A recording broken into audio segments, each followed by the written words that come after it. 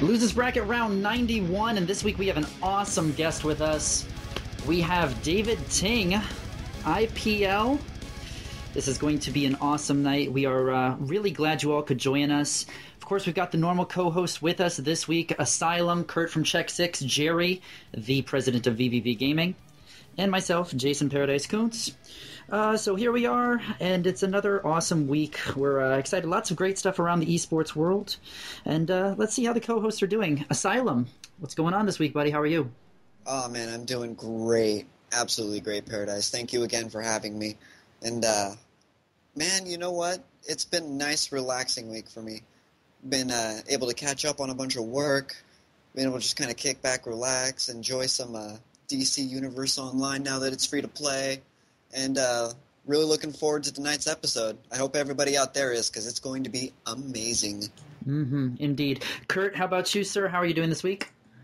I can't complain, guys. Can't complain. I'm pretty excited about tonight. I mean, to be honest, it's like Simon said, it's been kind of a slow week. So hopefully we can sort of spice up the week a little bit with some great questions for Mr. David Ting, and I can assure you it's going to be a good episode. Yep, I agree. And last but not least, let's hear from the man himself, Lord Jareth. Jerry, how are you doing tonight, sir?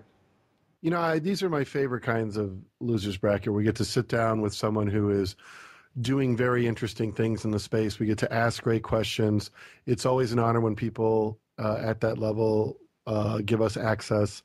So, yeah, I look forward to the show. As far as esports news tonight, Jason, to be honest, I think we should move quicker to the interview. I know a lot of people are here for the interview. And to be fair, CLG getting disqualified.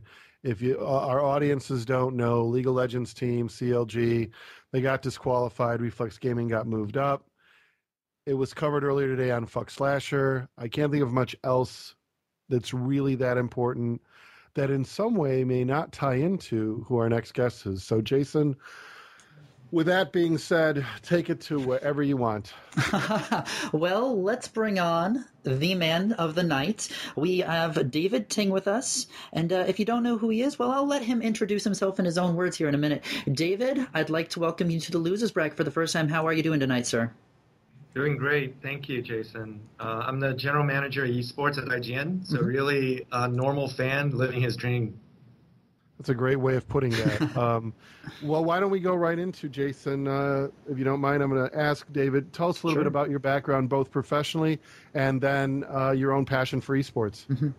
Sure. I've been an engineer most of my life. So basically, I graduated out of UCLA, worked at big companies like IBM, Yahoo, as well as Alta Vista, just to name a few, and a bunch of startups. So just recently, over the past 5 years, I grew to a point in my career where I really want to focus on doing things that are meaningful and really things I enjoy doing. So at IGN Entertainment, when I first started, IGN used to be a number 2 gaming website behind GameSpot. So now we are beating GameSpot by, let's say, I think 40% if we're looking at unique users from a website statistics. We're doing 70 million monthly uniques right now. And at this point, I'm really looking for a different challenge than just re-engineering IGN's technical stack. So really, I started with a PowerPoint, like what I said during IPL 3, presented to our president, and he basically asked me to volunteer my time doing it. And that's how we did IPL 1 and 2. And IPL 3 is officially when I have had time to work with a full-time team to build a live event and launched it. And really, I'm just really amazed by the community support and, huge figures like yourselves, and basically give me an opportunity to interact with you as well as the fans out there. Well, if I could say, I think from what we've seen thus far, we're all very proud of the production that IPL has brought to the table from IPL 3. I mean, the quality of the stream was just absolutely astounding. So from us as a community to, the tournament producers and to you as well for organizing this event, we are we are very thankful that is being there to up the ante. Can you tell us about the process of how the event came to be, how you achieved this quality? What was the process? How did IPL 3 basically come about? Sure. So let's actually start from the event. So I want to give a shout out to our partners, Playhim. They made an introduction for us to basically Caesars Entertainment, and we went in for a joint pitch for the space. So really, if you look at Caesars Entertainment, they're a huge sponsor for the event. They're really offsetting a lot of the costs. And working with them also helps with a lot of the union issue that we would have to dealt with if we ran the event ourselves. So that's really our first challenge, getting the space. So once we got the space procured and the contract signed, really we only had 6 weeks to launch the event. And that includes selling the sponsorship, pulling the whole event together, the video production, the whole internet access that we had to lay out. So huge shout out to my team over at IGN, at the IGN Pro League, our eSports division. These guys basically, and myself, we basically worked tirelessly around the clock to really put the event out. So the process is really straightforward. It's really about leveraging what is best out there. So I have some connections, and basically these guys are guys who did the Oscars in the past. And basically when you're thinking about video production, what do? You hire the best. And so these guys basically took 3 weeks to put together the video production hardware, as well as work together with my crew to put together the motion graphics to really produce the show. And on top of it, I know there's a lot of technical geeks out there like myself. We also had to deal with some a Verizon strike at the same time. So just to give you some behind-the-scene detail, we actually put down a 100 megabit up and down line to both Bally's and Caesars Casino, and actually deployed some redundant hardware so that if any of the lines failed, the other one would pick up. But of course, we had the internet backbone being took out by a truck like 3 miles outside of the city. So that's something we did not plan for. But if we actually, Verizon was not on strike, we actually would have had Verizon as a different provider. And that, internet outage on Friday could have been prevented. So a lot of great talented people who are very passionate work tirelessly to make it happen. Really, that's really the short and sweet summary of, how it came to be. It's really interesting you say that. I'm going to go back a little bit and take a little journey, if we will. I'm going to go back to when the event actually happened. I was sitting at home, of course, and I went ahead and someone was like, hey, IPL 3 is on, so why don't you go ahead and tune in? So I tuned in. And from that very moment, the first time I logged on and just watched the stream for a moment, myself personally, I was taken aback by the amount of thought that went into it. The amount of the production quality was just absolutely astounding. How you guys had the camera set up, how you guys had everything working on it. And I was absolutely blown away. I've never seen anything like that before in any kind of gaming stream, whether it be MLG, whether it be ESL, or any major competitor. It was just absolutely mind-blowing. And to say you only did that in 6 weeks, that's absolutely mind-blowing. And my question would be, how in the hell would you pull that off in only 6 weeks' time when these other organizations have had years to do so but can't match that quality? It is really going back to empowering an organization who are very passionate about what we're trying to put together. So we're basically shooting for the moon. So I never said no to an idea. It's really about putting the best idea forward and empowering the people on the team to make it happen. And also getting the right partners. We got a partner called Location Connect, and they brought the right expertise to the table. And if you look at Oscars, how Oscars produce, we actually took a lot of shortcut from basically producing Oscars. So we are not at the same quality as an Oscar show, of course, for our event. But we may get it to it one day. And then really, it's really about dealing with people who have years of experience. It's one thing that people forget. Like a lot of people basically these days go to the internet, do a Google search, and then say how to produce video, and they start running XSplit with their home video camcorder, and they say, off we go. This is the best quality, and people expect that. But then there's the other side of the whole industry where, people spend years in the television production industry, as well as movie production industry, and leveraging that skill is really the right thing to do to produce the proper level of esports. Because, in my mind, when you're trying to basically emulate a league like the NFL, that, I mentioned that in the past, I'll just mention it again, as basically the aspirational goal for us. It's like setting up multiple cameras, setting up a production crew that can cut to different angle at any minute, and getting the right lighting, getting the right sound in there, and hiring the people with the experience and the passion to make it happen. That's really what it takes to really produce a high-quality event. And I really hope that, by us leading by the example, that more leagues emulate and do the same thing. And make it happen. I think the first thing that comes to mind is the financial limitations. And I think that, we can dig into some of the details, some of the challenges. And one of the, kind of like the urban myth is that IGN has a limitless pocket. That's definitely not true. There's definitely financial scrutiny that we have to carry forth. But at the same time, it is really, it's more about producing and lifting the level of quality so everybody enjoys it. I think that definitely came across, David. I mean, the event really turned out really well. I know you guys over there. I know a bunch of the guys over there that we're working with you now, not only on staff, but also with, the casters and things like that. I'm with Check 6, so Pain User and HC StarCraft and those guys, they're all on my end. So I appreciate what all you're doing, and I think it really turned out well for IPL 3, and I think it's only going to get better. I do have a question. Speaking about staff, though, I'm just kind of I want to bring up a question that has been brought up before. It was brought up recently to Scott from EG. I'm wondering, you guys have hired a bunch of people in the community, which is amazing. I couldn't agree more. Some of your choices have been amazing with Frank, with Ash Joshi, and those guys, some really, really great people. But they have primarily been in the SC2 community.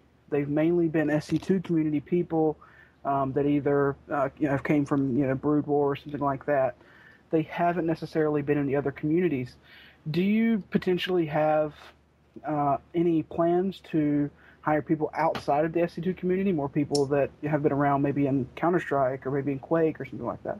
Absolutely. So what we're doing is that we're partnering up with the publishers. So if we want to move on for StarCraft 2, we're actually working really closely with Riot to ramp up our League of Legends team. So the way I look at it is that we hire highly influential community members to ramp up a new game pod, and that's a concept that I have in our group. So we're in the process of pulling together a game pod for League of Legends. So you'll see custom content just like you see for StarCraft 2.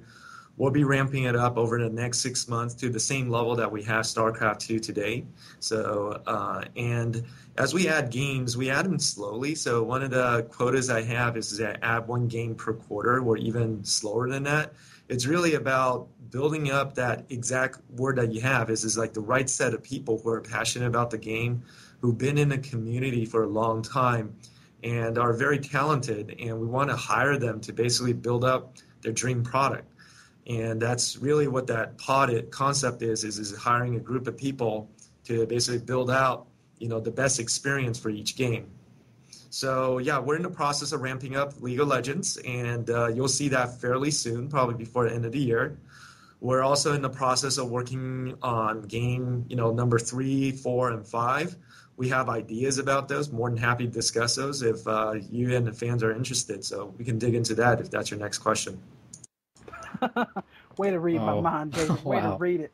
Yeah, I think everyone in the chat now is going to be rather curious that you had said that. So I guess if that's where we're going, let's hear some details. What else No, can we? hold on. Why do we have to give away the whole farm right away? Oh. I don't think there's any reason to. We don't, No, because you need to tease it. what Kurt's going to ask David right away is there any chance that you've got? You know what, Kurt? Go ahead, Kurt. Listen. I know you can't resist.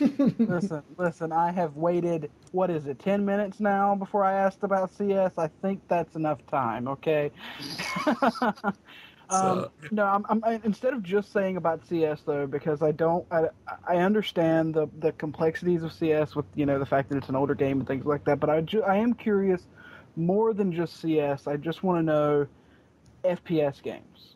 Is there a future for IPL? What do you think? One of the reasons that you were so passionate about IPL was because of StarCraft. So, are you passionate about an FPS game? I am absolutely passionate about FPS game. Just to let you know, like today we took a team outing. We went out to play laser tag as a team, and that's why we're actually late on our broadcast. My fault. But anyways, that reminds me, like, gosh, we got to add an FPS to our arsenal. So the issue with FPS, and this is where I hope that we could have a close working relationship, like say with Valve, if we basically pick out Counter-Strike, is that there needs to be investment with the publisher to build out the game to be great from a spectator perspective, because I think that, I'm getting older, and I think this is how I blame myself. I do get motion sickness when I watch too much Counter-Strike or play Counter-Strike today. And so I can't play as much as when I'm older, when I was younger. When I was in my 20s, I actually played a lot of Doom and then went on to Quake. So love like FPS, and that's where my handle Deathlord came from, because I was bragging how many frags or deaths I create when I play against my friends. And I think that getting the right spectator, third-person view, basically zooming into the battle, and also developing the technology behind it, it's basically being able to, I would say that this is where I would love to have the audience to have the ability to see a third-person view and zoom into any of the player view by just using a control, on the browser. And that's something that we're fairly far from having, but it is definitely feasible, not cost prohibitive, but it really requires us working with a publisher to allow us to be that integrated into the game and provide the most optimal experience. I'm very passionate about it, and I hope that we can add one soon. Yeah, and I think a lot of people are. I mean, you talk to some of the older guys, I guess, that's been around for a while, like Scott, and for that matter, like Jerry, although Jerry isn't a fan of CS. We're just really kind of depressed to not have an FPS game just at the top of the, or at the very least with the top, so I agree with you completely. I'm hoping that, you can get some publisher support. Valve hasn't traditionally been the most supportive, but here lately they've really, supposedly stepped up with CSGO, so hopefully we see something, and I'm glad to see you passionate about it. Jerry, I'm going to pass it back over to you. I've asked my first CS question of the night. I'll try to get in at least one more. That just worries me on so many levels. I think what really we should talk about, David, a lot is your vision. I want to get down to, I'm glad you mentioned, yes, even myself, I tend to make the sort of comment that, IGN does have deeper pockets because they're part of News Corp. But as you rightfully said, it's a public company. There's an enormous amount of financial scrutiny. There's no public company do shareholders want money thrown away. So obviously that's the reality of where you are. There's a lot of opportunities and advantages and things you can leverage that your competitors can't. But at the same time, it's not something they're definitely going to want you to fail and fail fast if that's the case. So having good initial results is obviously critical. But going back to that PowerPoint conversation, and I think you mentioned a couple times, and I want to get a little bit deeper into that and really talk about your vision. What did you sell IGN on? And even beyond that, what's your own vision? Sure. So if you look at eSports, the vision is very simple. The question is basically a hypothesis that we're out to prove. that can competitive gaming be as enjoyable to watch as a real sport today, like what people call real sport.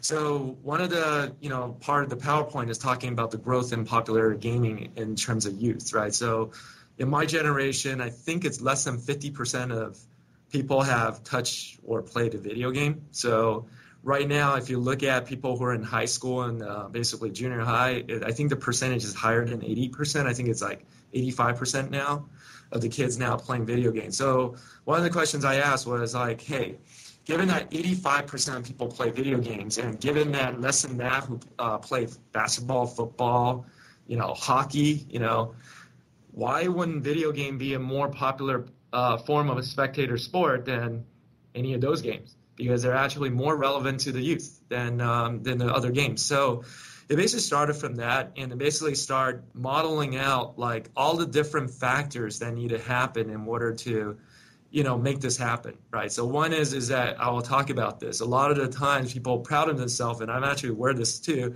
is I'm proud to be a geek. I play basketball. I'm kind of athletic, but I really look at my athleticism as being in the mind. So that's why I view myself as a better video game player than an athlete, out in the field. And then there's actually a shame to that. And then one of the first thing I said in my PowerPoint is that, how as a group, like as IGN, can we shed that? Because, IGN being the top gaming information site, we're in a position to really dispel that, that stigma where, gamers are viewed as losers. And then given that, how better to improve that, reputation than to really eventually pay out millions of dollars for the top gamers in the world. And that's really the, ambitious vision that I started with. And off we go. Here's eSports, right? So that's really the core vision, and we can dig into more of it. We can talk about it for hours, and then really we can touch on aspects of that that's interest you as well as the audience. Okay, with that vision being said, and I get that, in one way, yes, from a sort of financial perspective, if we can some ways convert this audience we have and have them interested in esports as a lifestyle, as more of a traditional sport, bringing in all the things that make traditional sports work, the connection that a fan has to players. Obviously, with that being a vision, I think that there are challenges. I'm sure that, esports journalism has a long way to go. Bringing the right expertise to bear to create those stories needs to be here, and that infrastructure still needs to be developed. I think Live on 3 is a great show. They do a lot of great things. DJ Wheat, Slasher, a part of that show. But there's a long way to go before we have enough of those or that kind of an infrastructure. With just looking at next year, knowing that the vision you laid out was very long term, let's start talking about those games 3, 4, and 5, IPL 4 and beyond. Let's start there. What platforms are you considering? Would you definitely like to get in? There's a strong business model for, so let's start with the platform, and then let's look at the games. Sure. So for us, it's still open. So I'll give a caveat that we're hard at work to make this a reality. So everything that we talk about, we need to sign official contract with the right partners to make it happen. So these are goals instead of things that are set in stone. So for us, my goal is to have 4 live events on the caliber of IPL 3 next year. And from a financial standpoint, it's very challenging because I lost a bunch of money for the company for IPL 3. And it's up to me to make up that loss. And it's a lot of work to basically plan out and get the sponsors who really has the appetite to basically ride the esports wave and have the patience to be there, with us as we basically reap the gold at the end of the rainbow. So in terms of game 3, 4, and 5, what I'm looking for is like what I have with Riot. Riot basically is a publisher who's very progressive and tuning their game engine, and they're really interested in basically funneling some of their profit back to the esports community. So they're really funding our video production costs for us to really create some additional creative content to promote them as basically a esports platform. We're looking for that level of partnership for our next set of games, and may not get there for all of them, but let's actually talk about the genres that I'm tackling. Definitely first-person shooter, so we're talking to all the obvious publishers for first-person shooters. So I look at it for long-term perspective. So I want to have a partner who's willing to be in there to change a game engine, to continue to invest in a game instead of just working on their hottest title, just promote their title and move on to the next title. So that's one of the criteria that we have. Definitely working on a fighting genre. So very much try to talk to Capcom and Namco to figure out something that we could do. And one of our recent addition is Rob, who runs Devastation.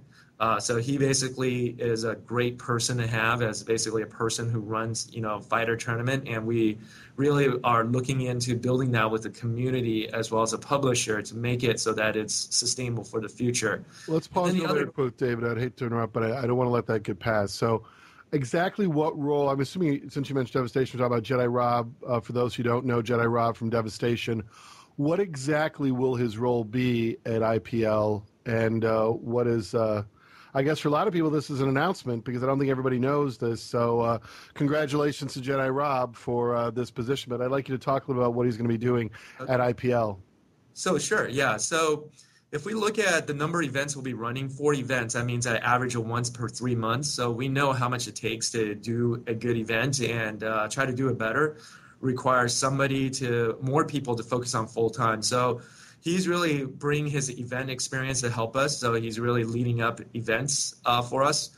And on top of that, he's also, we all wear multiple hats on the IPL team. So he's also going to help us to start the fighter pod, that pod concept, because I believe firmly that, again, I'm talking about the mainstream audience. They love basically fighters because it's easy to understand, and almost everybody I talk to has played a game of Street Fighter in the past. And so we really want to, add that type of genre to the, Arsenal IPL in the near future. So this is one that we're pursuing very, very quickly and fast tracking. Awesome. I just want to pick that up real quick there. First off, I asked earlier about hiring other people in the community. That's right out the bat. That's someone that's not just in the SC2 community that has a ton of experience. Congratulations on that, and congratulations to Rob, because that should be amazing. To pick that up real quick, just about Capcom and about the fighter division, because I know you especially are very, very passionate about the fighter games. In a bunch of your interviews, you've talked about that, and I agree completely. I think the mainstream audience, like you said, really loves that especially. Like you said, because it's easy to understand. Capcom, however, has normally been very, very hard to deal with. For one reason or another, we don't know why. I don't, at least.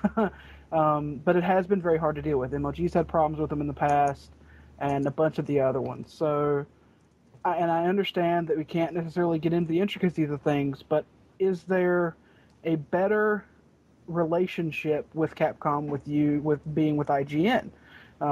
Is there a better? What I mean is there a better chance to see Street Fighter on something like this? Yeah, my fingers are crossed. So this is where there is a huge advantage working as IGN, because IGN is here to promote the popularity of the video game space. We've been here for a decade, and this is one of the reasons why I could have done esports on my own or joined another company, but I just think that there's no better place to do it as IGN, because really our goal is to really promote video gaming as a platform, right? So we have a great relation with Capcom, and my fingers are crossed where I think typically in the past there's reservations of working with a commercial entity to run these fighter tournaments, and then this is where I'm cautiously optimistic that we can overcome that barrier. And this is where I think the community needs to chime in and help a little bit too. I think, in order to have the right level of sponsorship as well as the right level of pricing, and then also in the bigger picture is really helping esport grow as a whole, I think you need to have pushes from multiple games. StarCraft 2 is great, but it's not able to do it on its own. I believe, League of Legends is great as well, also not going to be able to do it on its own. And this is where if you have strong pushes from multiple vertical first-person shooter as well, Counter-Strike Go, have Valve pushing it really hard, and basically do that at the same time. That's where I view as a perfect storm for esports, because that's where you can get the massive amount of audience to tune in and basically switch around, because I can't watch StarCraft. I'm a StarCraft 2 junkie, and I'll be the first to admit I cannot watch it like 5 days a week. I get bored. I want other games. That's why, Twitch is so nice. But then as a league, it's really great to actually offer the different option, as well as at the event, different options at the event for people to, tune in to different games when they get burned out, where they don't have the right players on stage, and basically be able to watch other genres. Amen. I have one other last sort of follow-up question to what you were talking about, which was working with publishers that are, able to not only work with you directly with the game, but to work with you possibly financially as well, with, help with producing content.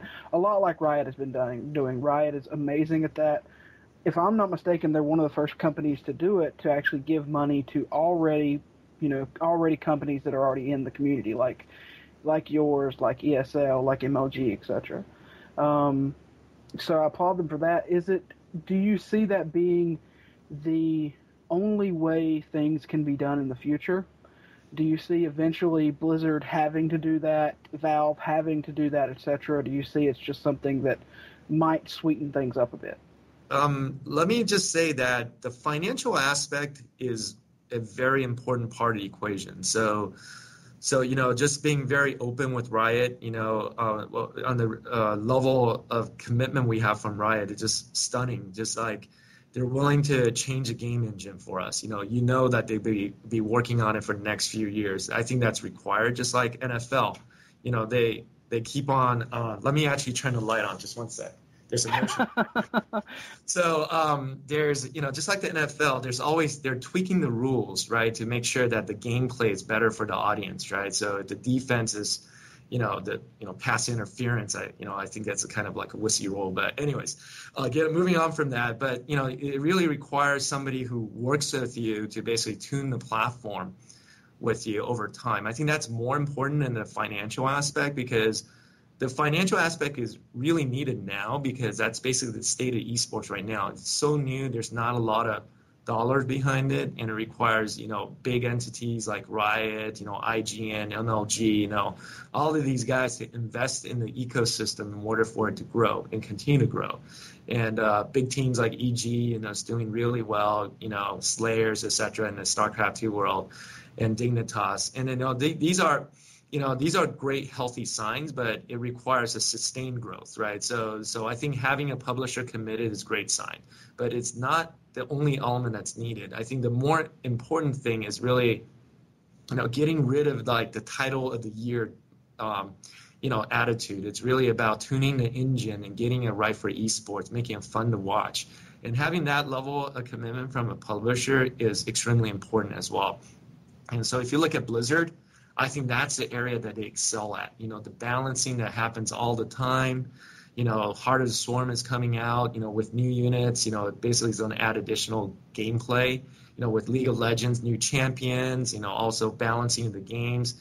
Dominion is a game mode. That's the stuff that we want to see from the publishers, and then those are really the right esports platform. And I want to see that level of commitment from Capcom as well, right? So instead of like launching like the whatever number of Street Fighter title, I can't even count now. I think it's Street Fighter 4, but there's all these permutations of it. It's really about investing in one and really, continue to tune it until all of the imbalances are out, and it becomes a fun to watch sport, like Capcom versus Marvel versus Capcom 3. All of these games, I think that that's what we need. Amen. All right, Jason, I'm going to pass it to you, bud. Yep. All right. I'm going to actually throw it to our first community question of the night. We've got someone in the chat named Raven that just actually asked.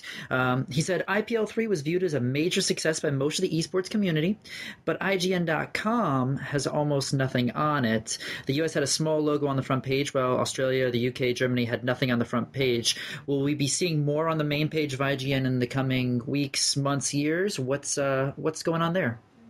Absolutely, and I think that that's a great question.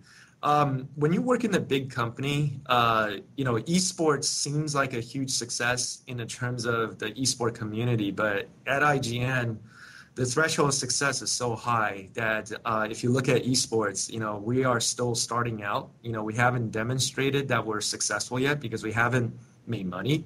My goal is to, within the next 12 months, to work hard with the sales team as well as a business development team to make money, and also at the venues, do better events. And at that level, you'll see like IGN as our esports initiative, IPL, being more successful, put more of its weight to promote it. And then all of us, I'm actually a general manager, just kind of talk about general manager. What does that mean? Esports is a small new division. So IGN, its own separate division, it has its own profit and loss. It's called P&L that it has to manage to. So it really needs to cater to its own existing business model. So when it promotes IPL, it actually loses monetization opportunity for its current, pipeline. So it is for me as basically the general manager for a new division to demonstrate that, for IGN, that esports is more profitable or shows more growth than the traditional IGN mechanism for them to promote us more. And I think that's very healthy within a company to do that. And this is where, I would ask the esports community to really support us more because the more viewers there are, the more people who are in attendance. It's really not the actual dollars in that's important. It's really showing the sponsors the love, showing like IGN the love, and showing IPL the love. That's basically going to give us the support that we need to carry on for many years to come. David, I think here is a good point to kind of recap what we've talked about so far for those that may have just be joining us. We've gotten a little bit about sort of how IPL 3 came together, the speed and quality behind the production, as well as some of the challenges. We talked about your vision as far as, really looking at gaming being so prevalent and then taking the esports portion of it and really trying to make it culturally relevant, and using the tools available to you. And now we've started talking a lot about some of the games you're looking at. For those who may have missed, Jedi Rabba Devastation is now a part of the IPL team. And Jedi Rabba is primarily going to be looking at the fighting genre, even though he's going to be wearing other hats because it's a small team and you're going to be multitasking. Let's go a little bit with, you talked about first-person shooters and mentioned Counter-Strike Go. I assume... is this going to be a situation, and we'll talk about sort of games 3, 4, and 5, knowing that it's so critical to get the publisher's support, you obviously have to put a few feelers out there and see which publishers are going to commit more than others. Can you go through a list of 3 or 4 other game titles that you definitely can say, look, we're reaching out to the publisher, can't talk much else, but at least mention the titles? Yeah, so, Modern Warfare, Uncharted, Battlefield 3, it's just to name a few, Halo. It's, for us, it is more important to hear back from the publisher that they're willing to invest in engineering resources to alter the game engine. So that's why I'm a big PC, gamer, so I think that it could possibly be a better being on PC, but at the same, because I think most people play on a console today, and IGN's strength is in console. So it is really, keeping an open mind, having the conversation, and just really like try to meet a group of people who are just, talented and passionate about it, and just really convince me like, hey, these guys are worth my time, to really just go in and, shoot for the moon with these guys and then see what we can accomplish. I have that feeling with a team from Riot, and that's why, I know that there's a lot of people say that, hey, David, why didn't you pick Dota 2? That's such a no-brainer. Or Han, it's such a no-brainer. But, I just feel like that team just got it, and I bet on the people instead of just the game and the publisher. So I really hope to basically get that level of interaction and that rapport, from the publishers that we're talking to. That's really, I think that's no surprise, and I think this brings itself to probably one of the areas that I know a lot of esports organizations are concerned about. VV Gaming's obviously a little bit different than, say, an EG. EG primarily like complexity. They go after the very best players. They try to contract them, and that's what they do. Whereas we tend to be most gamers' first stop to sort of their career. We do a lot of education. Even though we're very well accomplished on the console side, we certainly are no EG on the PC side. And I think about, the other major league in this area, Major League Gaming. And for a lot of organizations, oh my, how do we sponsor our players to 8 events next year? If MLG has 4, IPL has 4, how do we make these choices? So my question, I think, is sort of twofold. One, is there a possibility that 2 organizations that no matter what you do will naturally compete can in some ways work together? Or 2, is that not a possibility? So that's sort of the first one is will we have to make those choices? How will that play out? And I guess the second question is, we've had Sundance on this show about probably 4 or 5 times now, and he's brought up a lot of those same concerns, that it's very difficult to work with a lot of the publishers in these spaces. Let's first have you give us your overview on the competition and the space that you both inhabit, and then talk about sort of how you might be able to learn from what they've done and maybe not make the same mistakes, and other assets you can leverage that maybe they can't. Yeah, so I can, repeat what I said before. I attended 2 MLG events, and I have a lot of respect what they do after I have done IPL 3. So major kudos to them. They basically stuck it out, and they're one of the survivors from the excess of the early days. And I think that they're going to be there for years to come. And I view that the eSports pool, people are not, if you're in here to make a lot of money, I think it's not the right, forum to be there. I think, speaking for myself, and I think many others here, that basically it's more of a passion, right? You want to do this. If it is break even, then it's great. You go home and you know that there's a victory. You're not going to make millions or billions from it. It's not a Facebook idea, right? It is really a passion project.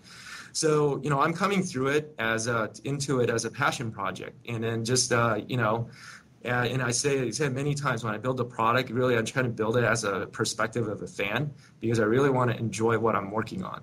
So, from a competition perspective, I think it's actually very healthy. So if there's, if you look at anything that is done today, there's basically, anti-monopoly laws and all of this stuff that are there to basically encourage competition. And if you look at the States, I think our economy is really an innovation economy. So we basically create new things and innovate on existing things and do it better, so that it basically improves the lives of millions. And I think that's really the goal for me is that to really, work with or compete with MLG, to in a way which actually benefits the viewers. And also at the same time, not get into an ugly fight where, it's really about fair competition. It's really about improving on the product side. The competition is really about, building the best product possible. Right? It's not really about like taking the other person out, kind of like holding people back from attending events. I don't think those things are healthy. I think what we need to do is that as, a community, really try to go out there and grow the size of the esports fans. And I think MLG done a great job this year. And I think, kudos to them to do a great job. And I think IPL hopefully could do, equally or, as well as this year, we'll be very happy to do that in 2012 and really just grow the size of the community together. And that's really my goal.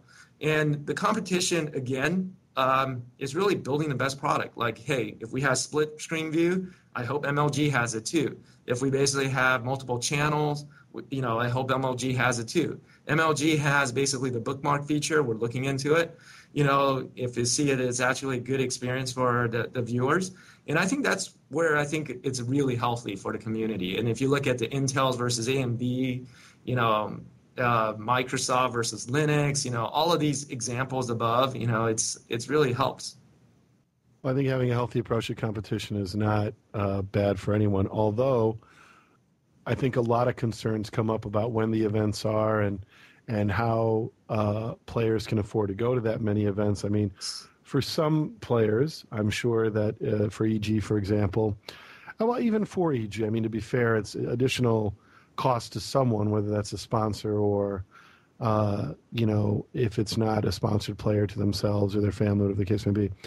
But I don't want to, I'm not going to linger there. I want to move on to sort of like the type of event. MLG is sort of grounded in the grassroots, people coming to the events, and they tend to be very large events, whereas IPL is starting out in casinos. Obviously, you're sort of self-selecting your population there, and it seems like the offering, the product, is much more focused on the online audience. Is that fair to say? Is that where you want to stay? Do you want to grow your events to be more like an MLG events? What's your plan around that? So great questions. I'll answer the previous question a little bit too. So I believe in paying out a bigger prize pools. This is where, we're not going to make money in the first few years, because I believe that if we make a profit, we'll turn it on and basically building a bigger prize pool. And also, like, answering your second question, I believe that it is important to foster the amateur scene as well. So this is where we had to innovate as a community, because we only watch like the top of the top. But if you think about it, it is celebrating people improving. I think it's something that should be something that people watch, right? Like guys who are not at the top level, and just people who are out there just to have fun. So that's why I like Devastation story so much. Rob basically built an event based on guys who like the game, and just, and then from there he created Devastation, over 10 years of, love. So for us, it's really innovating on that front too. So really, like, the model I'm looking at is World Series of Poker, having regional qualifiers. So for people who can't afford to pay travel, they really can participate in our regional qualifier. It's going to be small events. We usually will partner with other organizations to run it. I know that we got a lot of flack for the lack of quality for PPSL. That's a reason why we sponsor PPSL in the Philippines, is this really to allow people locally who can compete, and also create adjacency, so reduce the travel costs for people in Asia. And we're doing basically a co-branded event with Multiplay in UK. I know it collides with Providence. It's unfortunate, because Multiplay is an opportunity that was brought to us by IGN UK office, and I can't turn it down, because it's just the right thing to do. We basically want a group of people, like 3,000 to 4,000, non-pros, basically amateurs, growing, coming there and just really have a good time. And we basically bring IPL element in there. So if you look at IPL, what we do is that in the past, we have basically the idea invitational. So we basically pass out invitation to who we believe are the best players in the world. I think it is really something that we want to limit in the future in the number of spots we do that way, but then give more spots where people are paid full ride to basically come, and also guarantee a spot in the open, not in the championship bracket, so they don't have to go through the grueling open brackets to get to the top. And this is why, I believe pushing the regional aspect, pushing the more amateur aspect. I want more like guys like Stefano. I know that he's a pro player. Guys who are unknown before our events to basically, win it all. And I would like the Chris Moneymaker story for, World Series of Poker. A guy who basically just played online poker and won it all. We really wanted to have that for esports as well, so that everybody has a, equal chance over time. As long as you work at the art, you can get there. Yeah, I got to tell you, David, you covered a lot there. You covered a lot there, and you left me open with a few questions here. The first thing, I do want to mention about the PPSL. I want to go ahead and get that sort of out of the way a little bit. Yes. I know there was a little drama there. Do you want to just fill us in a little bit for people that might not understand what exactly happened, that are maybe listening to the Losers Bracket right now? Just fill us in really quick, and then we'll go in with the question. Okay, sure. So I bumped into PPSL or Team AZK the same way I met Rob, so Devastation. So when we had IPL 3, we looked up like which events we collided with. And we collided with the Philippine event as well as Devastation event. So basically, as a good citizen of the esports community, I became sponsors for both events, just to give you kind of the history. So PPSL, or Team AZK, basically came back to me and said, great, you're basically offsetting my financial loss by moving my event date, but I want to propose to you something bigger. Basically, I want to run a qualifier to you. I want to be basically kind of the Asian version of the IPL. And I heard it. I said, gosh, these are a group of young guys who really do not have the fortune of myself, at IGN, who has a financial support. And things are a little bit cheaper in the Philippines too. So, I say, okay, well, it's a small risk to take. Hey, here's, if I recall correctly, 20K, I think, for basically moving the event. And then also, yeah, we'll give you one of our spots for IPL 4, just so that you can get more traffic and build traction to the event. And as good partners, they put a lot of branding in. They really took the sponsorship to heart. And these are guys who just don't have the financial means and the ties to basically bring in the same level of skills to the event. So, if you look at what happened was, one, they have internet connectivity issue. We had the same issue too, so I don't blame them for that. So that explains the low quality and lag. And second is that, I think they bit off more than they can chew. So, instead of focusing on the core experience, which is the gameplay, getting the right players in, they have really good names there. They basically focus on too much, where, Rachel's there, Lynn is there from IPL 3. I think even the shirts actually look very much like IPL 3. So I think imitation is a most form of flattery. But, instead of focusing on those stuff, I think they should just focus on, the core experience, getting the stream right, like what we did for IPL 3. You guys think that we focus on online, because I knew that's where, we need to make our reputation, is not through the attendance, but through the online viewing experience. So, I gave them that suggestion. Unfortunately, they thought they could do it all, and I think they learned a tough lesson there. So that's basically the PPSL portion. So, Kurt, I guess I missed your second part. So can you repeat your second question?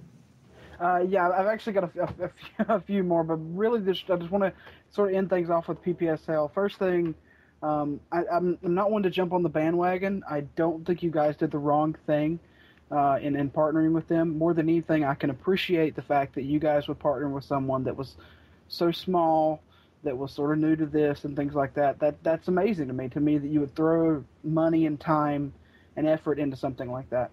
So I applaud you for it, despite it not working out. My only question...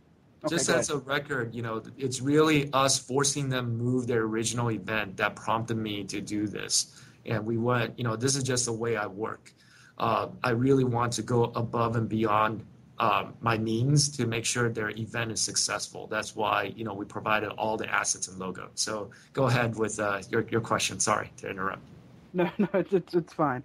No, that my sort of last question regarding PPSL though is just, I'm wondering, now that you've went through this I guess growing pain, what exactly is IPL's sort of new stance on partnering with people like these? What are you looking to re-innovate or something to change? Yeah, I think this is where we need to test out the partner's capability more. And instead of, I'm a very trusting person, so this is where, I need to do a bit more homework. My team basically suggested against it. And this is one where I just say, hey, trust them. These guys are working their ass off and they're trying to make it a success. And let's have faith in them to pull through. So, I would do less of that in the future. And multiplay, which is our event, I think before the end of the month, I even forget the day. It's the same day as Providence. But yeah, I think those guys are very experienced. They ran many events in the past. They got the audience. They got the location. So our role there is really, bringing, our brand, our support, driving our traffic to it. Also bring some people who would like to compete at our event and basically get some good players there so that it's watchable. So I'm actually proud to announce, it's old news, like Total Biscuit as well as the Apollo are casting. It's great for the UK audience to have both of them there. And also White Raw, Thorzane, just to name a few, are currently confirmed for the event. I'm actually very anxious. And it's really, with the time offset, there's really very little overlap with Providence. So I hope that if somebody has a stamina, they have 24/7 StarCraft. 24/7, huh? Yes. I want to take it to looking at the community, because obviously taking a chance in a small regional tournament combined with IGN's massive community space, globally, just looking at it globally. And you mentioned EG and Dignitas, obviously two big names. If I were another esports organization, I could look at the list of games and say, wow, StarCraft and Street Fighter, well, that's EG, and League of Legends, there's Dignitas. Doesn't leave much else for other organizations to compete, or that challenge, that stigma. I guess the question in that is, where do smaller communities and organizations fit in your vision? Is it a strict league where there are 16 EGs like in NFL? I know you mentioned earlier about the success stories, those written, but I mean, those could be written someone going to an EG or one of those 16 teams. Or do you have something else in mind, and do you see yourself looking to other areas to draw in other communities that may not be dominated by an EG or Dignitas?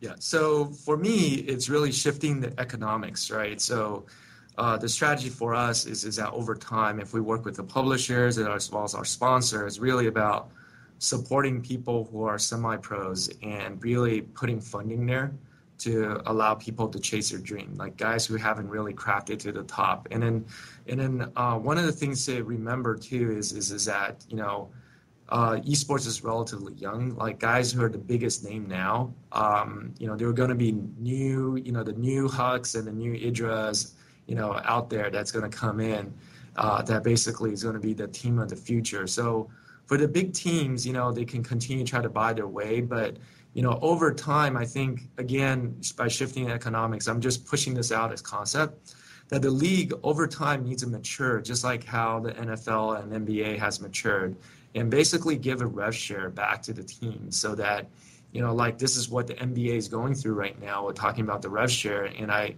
really applaud David Stern as well as the players basically fighting both of their sides and really try to work out the economics behind that, because once that's ironed out, then not only would you have the right teams, you'll have the players, and then you also have to basically fund the college aspect. You have to basically have the NCAAs, and that's why, we casted some of the CSL games last week, and I actually tuned in and tweeted about them, because I feel it's really important to really allow having college rivalry play it out over games. That's really a huge concept. And it's up to us as leaders in the esports community to basically make it popular so that people understand that watching that not only supports your school, but also supports the amateur scene, right? So I think that it's about all of us doing our part. It's about you to really promote the popularity of that idea. It's up to me to shift the economics as well as promoting the popularity of the idea. And it's up to also the players and the teams to actually make the right decision, to really to look out for the fans and look out for the long-term health of the sport and try to really do what's right for the community, be, more accessible, try not to all join the same team because, by, having all the good players on the team, it actually takes a lot out of the story, and I believe that if all of us do our part, then it becomes a more healthy ecosystem for us to enjoy for the future. So that's my viewpoint. Again, it requires a lot of people to basically do their parts, but I'm definitely doing my portion. It's really the economics, creating venue, creating the regional, and then also looking for sponsors to really sponsor those at a low dollar amount and basically run it for people who just enjoy being there and just having fun playing the game instead of trying to win it all. Yeah, no, I completely agree. And I do want to chime in something about what you said earlier, which was about something that a lot of people don't understand, which really has depressed me from time to time, that you don't hear many people saying it, and I'm glad you said it. The fact that people are only interested, as of now, mostly watching this certain players. Not necessarily always the best players, just certain players. They have the fans, which I understand. They have people that they like to watch and things like that, which is why, you tend to have a problem with the, for instance, with MLG, with top 16 always being top 16. Yes. so I like the fact that you're mentioning these small community things. What exactly are you thinking about to help, like you said, not only the amateur scene, but what I would call the scene that is still great, that has great players, but just can't get in the limelight. Yeah. So this is where, we're bringing the events to them. So this is why we have the concept of regional qualifier. So we will have events at different areas of the country in the future, as well as partner internationally, of course, like, guys like Multiplay, PPSL, just so that, there's more availability, basically, qualifying a tournament will pay for the travel if you win one of the spots, right? And it doesn't cost much just to basically join and just compete and have fun.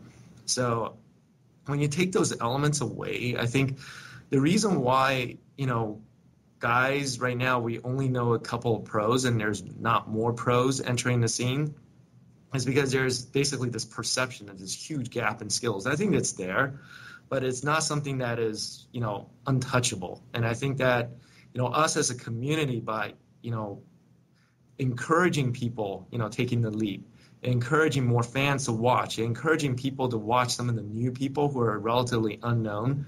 Those are all the, and then for me to really, and also the other leagues to shift the economics to promote the popularity of amateur competition.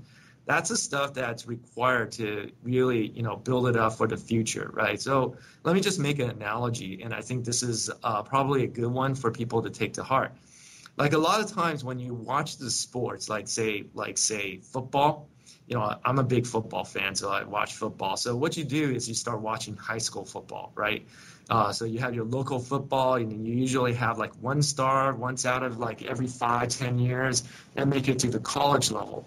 And if he happens to be the college star, and then basically, you'll follow him and watch all the college game, whichever college that he plays at.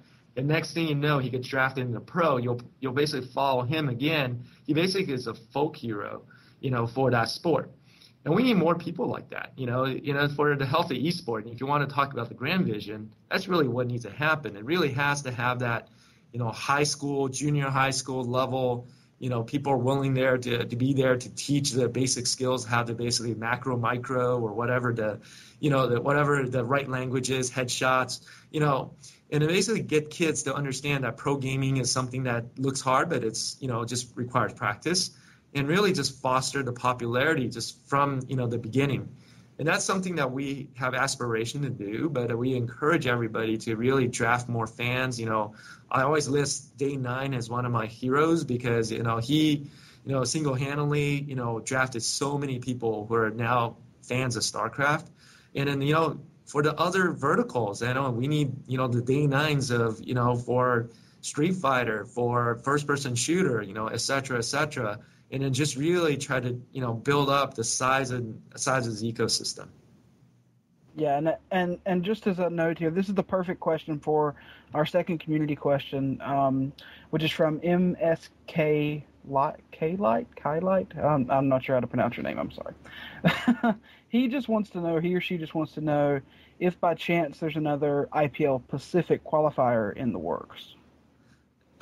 We will be looking for a partner. Absolutely, we're talking to a few other Asian partners. And in my mind is open, so just to be promoting my profession as an engineer. Being an engineer is a person who's willing to take risks and not afraid of mistakes, and that's where you innovate. And I instill that value into my entire team. I think PPSL definitely was a mistake as a risk. It was a high risk bet. But low cost, and we're going to continue to do that until we find the right set of partners. Once we find the right partners, we'll basically partner with them for the long haul, and this is where we'll basically both share our expertise and resources and really build out all the different regions. Perfect. All right, back to you, Jerry. Thanks. I think again I want to do a quick recap for everybody who's been listening, just because we've covered so much dense material. I want to catch everybody up. We've talked a little bit about the games, looking at Fighters Next, and we've talked a little bit about IPL and David's vision. And we talked a little bit about how organizations around today fit with that vision, and what are some of the things that they have done well at IPL? Let's get, I think, next to something sort of very specific. I want to cover two things. First thing I want to cover is I want to talk about IPL 4. What is locked up so far about IPL 4? What can you tell us? Do we have a month, a day? What's IPL 4 at right now? So right now we're still working on it. That's why we haven't released much. So, I'm working hard on Vegas. We're pitching some of the top casinos, and we're getting traction there. But you just have to understand that when you're dealing with other businesses, it doesn't move at the speed of the internet, so it takes time. So one of the things that is very open is that we may, choose to do something like, let's say, between, like, say, February, March. We do have a space locked up there. And we're trying to do probably more than one event between those 3 months, and we're trying to get that contract done as well. So once those are done and we have a logical, announcement, we definitely will release it as soon as possible. What do you see the soonest it could be? The soonest is February. The latest is March, early March. Okay. So yeah, and then IPL 4 is something that where, for me, I'm going to be very open with some of the challenges I have and what I try to accomplish. Well, one of it is that I need to go back to the company and prove that the economics between IPLs improve. This is where, I on my side need to innovate on reducing cost. And also, I also on the revenue side demonstrate revenue growth and attendance growth. So, we had 6 weeks to market into our event in the past. I hope not to repeat it again for IPL 4. And this is time that we actually are pitching the sponsors. We're doing a pretty good job getting good traction there. So cautiously optimistic on both fronts will improve. And one of the things that we would like to plead for the community is to show support from an online or, at the event attendance. And I think this just encourages, IGN as well as News Corp to continue to invest more into basically eSports. So then let's actually talk a little bit. I think I made a strong inference that, my hope, is that I want to do IPL 4 in Vegas. It is turning out to be very challenging because if we want to do Vegas, it's basically later than that, the time I just announced. I think that is subpar experience to wait so long for our next event. So it may be, back to AC or maybe at other venues. So we'll make the announcement when we're ready. Gotcha. And let's talk about games. Obviously, League of Legends and StarCraft, you've already had those. We could expect those again. And it's my understanding that Street Fighter is your first solid effort. You want to develop that relationship with Capcom. Yep. And I know you said slow growth, so it probably would be just adding one for this next IPL. Is that correct? We're also talking to other publishers in parallel because you have to understand, like, when you talk to different businesses, for the audience out there who's a bit younger, it's like dating. So you're not sure when, you have all the interest in the world, but then, for the interest to be reciprocated, requires tremendous amount of charisma, which is challenging all the time for me. And then also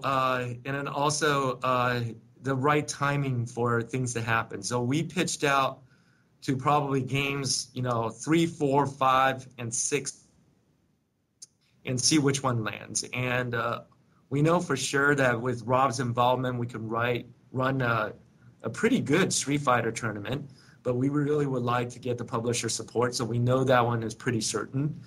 We know that there's other publishers that are very interested. There's 2 other concepts that are extremely exciting. I don't want to spill it yet because my team is going to kill me because the guys who run marketing wants to create the hype behind it. So I'm going to wait for that. But those 2 concepts are actually, game changers. So if we get those rolled out properly, I think this is, again, going back to, I'll just whet your appetite for our announcement. It's really about appealing to the mainstream. It's beyond just the esports. It's really about us growing the size of the esports community. So I'm working on a couple of those shooting for the moon type initiatives as well. I got to chime in real quick because now we're talking about games, and I've got to get my one more final CS question. Oh. Because I have to get two. Just a note here. You said final, and I'm going to hold you to that. Just. I promised I would limit it to two, so I guess that's what I'm going to do. I could go on about it, but I'm not going to. No, my question is a little bit overreaching, but it is something that I've been asked to ask, and because I do come from the CS community, as noted before, and CS:GO is a potentially a great game that's coming out. It's potentially, hopefully going to merge the Counter-Strike Source and 1.6 communities together, with any luck at least, and a little praying. But it's quite a bit of ways away. We're looking at, what could potentially be a year before it's a final release, or even longer. So my question to you is something like Counter-Strike 1.6 or Counter-Strike Source even feasible for something like the IPL? Yeah, so currently they're not likely to be feasible, but definitely the concept that we have right now is to basically set up kiosks where people can just enjoy playing and getting some of the pro players there to put together show matches and try to pitch that to sponsors and as well as publishers. So I really want to start simple there. And also, going back to the community, Guitar Hero, yes. But anyways, and then really about funneling some of the sponsorship dollars to basically support some of the top players. That's always one of my goals. And sponsor some of the guys who are in the community, just run events like that. If it's break even, it's good. It's a win for me because dollars are going to the guys who are most deserving of it. So those are the concepts that we're starting with, and also working with Valve. It's really about, hitting the long term right? So if we can develop the technology together, like what we talked about, like being able to zoom in to the different views, and then just to see like the, kind of the overhead view to see the different, areas of battle, and then that's basically the ideal experience. I don't know if they're game for it, but that would be something I would be pushing for. Well, all that's already in CS:GO, so we need That's why I'm cautiously optimistic. That's why that's a title I mentioned the most, because a lot of people basically first thing they talk about is Call of Duty, right? So love the game, I love to play it, but it's just not quite there yet, as a spectator sport. At least for me, I get motion sickness for watching it too long. But yeah, if we basically advance that, CS:GO is definitely. My hope is like to make basically first-person shooter, a great esport, maybe as big or even bigger than StarCraft 2. Perfect to hear. All right, I'm going to leave you alone now about Counter-Strike. Jason, I'm going to throw it to you, though, because I think you got another annoying question to ask. Right? Well, hopefully not too annoying, but you did just mention like small booths, things like that. Is there a possibility while we're adding new titles to the IPL that we might see even like spectator experience areas where we could have people trying out new games, maybe games that aren't even on the IPL, the league yet on the big stage, but they're specifically for spectators to try out and see the viability of the game on the IPL? Is that something we could see in the future? Yeah, absolutely. We actually had it at IPL 3. So in the registration area, if guys who attended the physical event recall, there's actually, I think, 6 or 8 computers. And we had a few games there, to basically demonstrate, and then people actually use them more to play League of Legends as well as StarCraft 2. But that's what the popular use for it are. But we're going to continue to do that. I think it is really about, having fun. That's really, that's why I have a casino. My bad. I love to gamble, so spreading the bad habit everywhere. But then it is really about having multiple options, right? So it's really, for me, as a huge fan of the esports, is really the ideal experience for me. To just go out and have a good time. Watching is part of it, and go out gambling with buddies is part of it. Go out, being there, playing games, trying out new games is part of it. So we definitely are working hard to provide a variety of experiences. Yeah, and I think that's great. And to mention what you were talking about with IPL 3, one of the things that amazed me the most, I have to be completely honest, was I think they're called the live view units. Is that right? Yes, live view units. Those things are amazing. I'll be the first to applaud on them. Number one, I know you're happy you got them. Yes. I know you're very happy because you talked about in your, I think your Live on 3 interview with the fact that it was sort of like a last minute kind of thing. You're like, well, we better get this just in case. Yeah. My question is, because this is once again coming from someone who works with a team that is not quote unquote in the limelight in StarCraft, where, like you said, the mid tier teams, where the team that doesn't get streamed on big things like MLG because it's a top 16 thing, or it doesn't get streamed on IPL for that matter because it was a more of a championship bracket kind of thing, and we didn't the whole pool play kind of thing or thing. So the live view units really helped us out because you had many people going around interviewing people that people didn't necessarily know, my players and players from VVV and players from every other smaller team. My main question there is, are those looking to be put as a mainstay in future IPL events, or are they just sort of like backups? Absolutely. And one of the things that we're doing, definitely we're going to bring the live view back. I think it's a huge success. I think the Beast Crew is actually legendary now. So love to have the same people back and just really, improve on that experience. So just dig into a little bit. We have a couple ideas on innovation on this. It's really about the open qualifier. We're going to basically release it as part of IPL 4. We're going to broadcast as many of those streams as possible. So basically we will have probably 3 to 4 sets of casters with 3 or 4 streams. You guys seen the IPL TV interface. Basically, there will be different channels you can tune into. And this is where, I think having more choices there will be awesome. And we basically, for the open qualifier, will cover as many of the games as possible. And then people will be tuning in and out of each one of the channels. Again, this is an experience I would enjoy myself, and I hope that's something that people enjoy as part of IPL 4. And one of the things we're going to do is basically do the open qualifiers in a way that basically, showcases even some of the less glamorous games, and then actually do it in a way which are kind of the same way people are used to, like having this cast live, and basically make it available, for people to choose which one they want to tune into.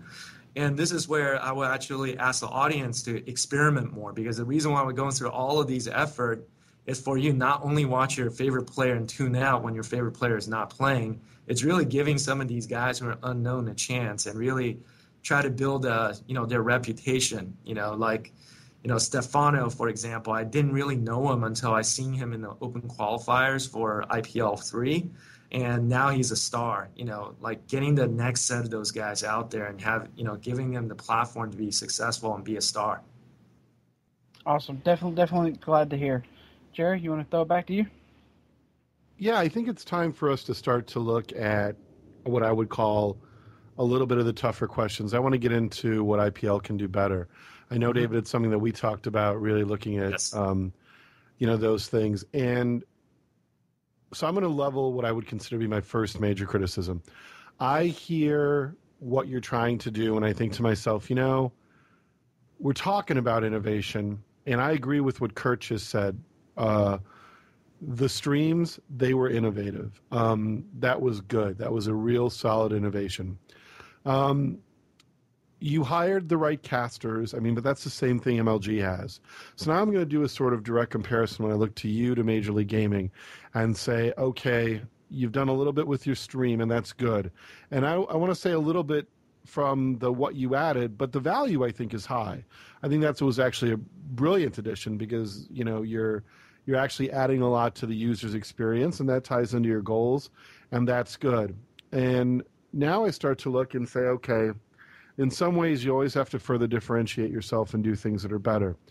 And I guess I want to say, if you could pick 1 or 2 areas that you really want to innovate and be more specific, I would really, really appreciate that. Because right now, I don't know if I have enough to say, that's really great. But I want you to focus a little bit on that, because from my standpoint, I think after doing IPL 3 and, I think you said it best. You said, I have a lot more respect for what MLG does after that. And I think that probably that respect will grow the more you deal with these partners, and some of them are fickle and you put your feelers out there. And, part of me as an outsider, I say this all the time, I look at this, and being 41 and working in the real world, as I call it, it's never the build it and they will come, because it doesn't always work that way. And I know you're not doing that, but I want to get to that innovation piece more. And even if you can't do it tomorrow, being as specific as possible, what are one or two of the areas you really want to innovate, and why? Okay, sure.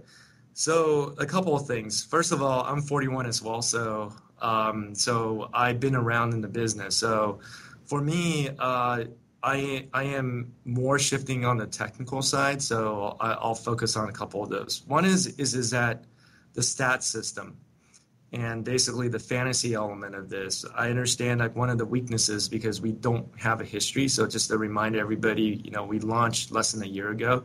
So being even compared to MLG really humbles me, because I know that we just don't have the test of time yet with us. So there's a couple of things. So one is going on the stats system, like, ranking, standing, following the player, working with TL, working with other leagues, with other community sites to really promote like the stat level down to like if you see like Major League Baseball. Okay. So again, this is aspirational. So it's going to take years for us to get this is basically the speech I gave my team. So if you look at Major League Baseball, I'm not a huge baseball fan, so if I offend anybody, again, I apologize. It is not fun to watch for me. It's really... David, I just want to let you know, Counter-Strike, baseball, it's okay not to like those things in this show. Hey. Cool. Okay, I'm Please. safe. So again, this is where you guys can haze me if you guys don't like my response. If you look at baseball... Actually, baseball is the most innovative sport, because if you look at the number of games people attend, the sheer number of audience that are there, and also how they do the streaming, the stats, and then getting people who are the stats wizard, just like analyzing the hell out of a game where you're trying to hit a ball with a stick, just to simplify the game. That's just amazing for me, and then I think that's something that will help esports, because one is that with the technology platform we're using, and this is where, with the gaming publisher, where even we can develop technology to do some of this, and as an engineer, I know that's possible. Basically, you can derive so many stats throughout the game of every single one of the games, and you just basically can overwhelm people with stats. Like this guy, always do this. This is his favorite move and this timing attack, blah, blah, blah. Just stats out, over the wazoo. So that's something that we're spending a lot of time on talking about, trying to innovate and really putting a lot of our engineering, focus on building that out. And then we're going to make an open system so people can report into it as well as read out of it. So that's one thing that we're working on. That's something I know that we're not doing well. Second is a very simple one. Our website kind of suck. And then just to give you the history how our website created, IGN.com/IPL, I basically drew it on a piece of paper. And then I drew it on a whiteboard. And we took a picture of the whiteboard, with an iPhone camera.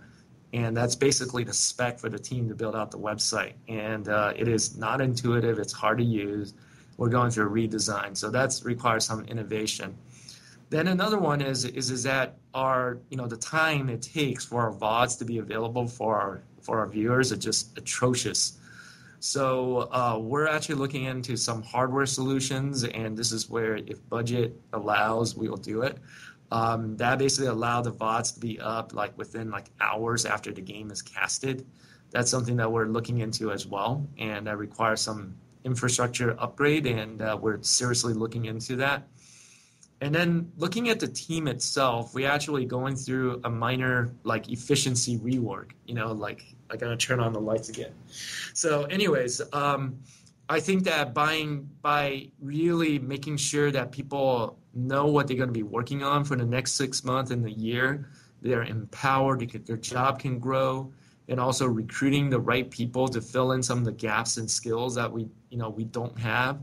Those are also some of the holes that I'm looking at. And I look at that as an innovation as well, because as a leader, your best asset is the people around you, and you want to, instill it with the culture. And our culture is hard work, passion, and talent. And then really and then basically build, people who really enjoy doing this and having fun doing this. And also at the same time, giving people in the community a chance to pick up additional skills that enhances the marketability of their resume, in case that esports don't work out. I don't think it will ever happen, but I always believe in improving yourself. So those are all the things that we're innovating on, just to name a few. We can go into more, that's basically a few years out. But those are the top of mind. Okay. And then I want to talk a little bit about, when you look at what esports is missing, and something you said really resonated with me, and we'll talk about baseball a little bit. I'm a data cruncher, a statistician. That's what I do in my day job. I analyze. I'm a super cruncher. I always say they wrote a book about what we do. It's called Super Crunching. And when you think about baseball, obviously Moneyball, the book, Moneyball, the movie. For those who don't know, sabermetrics comes to mind. For those who don't know, that's the kind of statistical analysis, the kind of model used to kind of super crunch and really change the way baseball looked at talent. That's really what that was about. And we inside VV Gaming have always, a lot of esports organizations, so to give you a little bit of history, they tend to spend a lot of money, and they sort of like come into the space and they say, we sponsor all these players. We came into the space and we said, you know what, I bet we're going to get the best bang for the buck. So we've always done the exact opposite, where there's a lot of ego and sort of pride. If you look at, let's not use EG since they're successful, but I can use a handful of other organizations who have spent more than EG or equal amounts to very comparable to EG, but don't have nearly the results. We decided to just throw that whole model out and say, wait a minute, there's another way to look at this. And we kind of went on the peripheral. And so over a period of 5 years, one, we focused on the console. So we became the most accomplished console organization in the world. And we did it across a dozen titles. And that ability to then build our brand, when we came out of the PC space and looked at StarCraft, and before that, Counter-Strike Source, I hate to admit that, games like Call of Duty 4, Left 4 Dead, and Left 4 Dead 2, when those were very competitive. So we've always found ourselves able to do big things there because we've always been focused on sort of the ROI, but also on developing an eye for talent that was different than individuals won certain amount of events, therefore they win. And my dream project, or what I would love to do, and what I believe esports desperately needs, is data. It needs statistics. Because I think you hit it right on the head. What makes baseball interesting, and this is something I throw out to an esports fan. When I talk about sports, I say, if there's one shirt that needs to get made, it's the shirt that says you are a pro. You may be a pro gamer, but I'm an esports fan. Guess who's more important, right? That's the kind of thing that I think a lot of people forget. Baseball isn't really, or any sport really isn't, about the owners and the players. They argue what to do with our money, but it starts kind of with us. And there are things in place that happen that make it successful. One aspect is the human story, the sort of player who, against all odds, achieves his dreams. That's one aspect. So we need an infrastructure, we need that kind of journalism, the eye for that kind of human story. The second one is, and it works so well with nerds love, because generally nerds are always seeking validation. This is at least my opinion. No offense to you nerds out there, but you love to throw your history because you really weren't good at sports, you weren't getting laid, but you are smart, so you like to tell people. You nerds. Don't even try. Don't even try. I'll banish you back to 1.6. I swear to God, Agatha, I'll send you back. But if you look at that, right, they're really good at statistics. And if you look at sports nerds, right, to use that term, they really are about the stats. Baseball is a very slow sport, and if you play very close attention to what's happening in between the action, it's an enormous amount of data crunching. It sounds like this to the average listener. Yes, Jim, on Tuesday night games, for some reason in the stadium, left-handed pitchers just don't do as well, especially when the temperature starts to drop below 50, and it is going to be a chilly night here in Minnesota. That is a series of statistics, right? They looked at the temperature, the this, right? We want to be able to say, right? I've never bought the excuse that, there's too much downtime.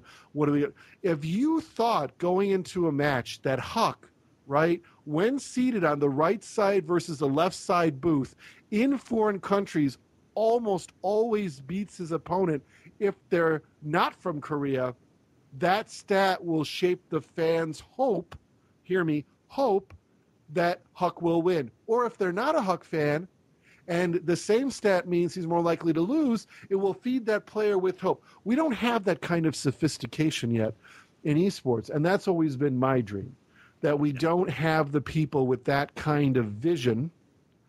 And obviously, like you said, this is, again, requires developer support, it requires the technical expertise, and then, of course, it requires the people not only to translate the data, but to present it to a broad audience.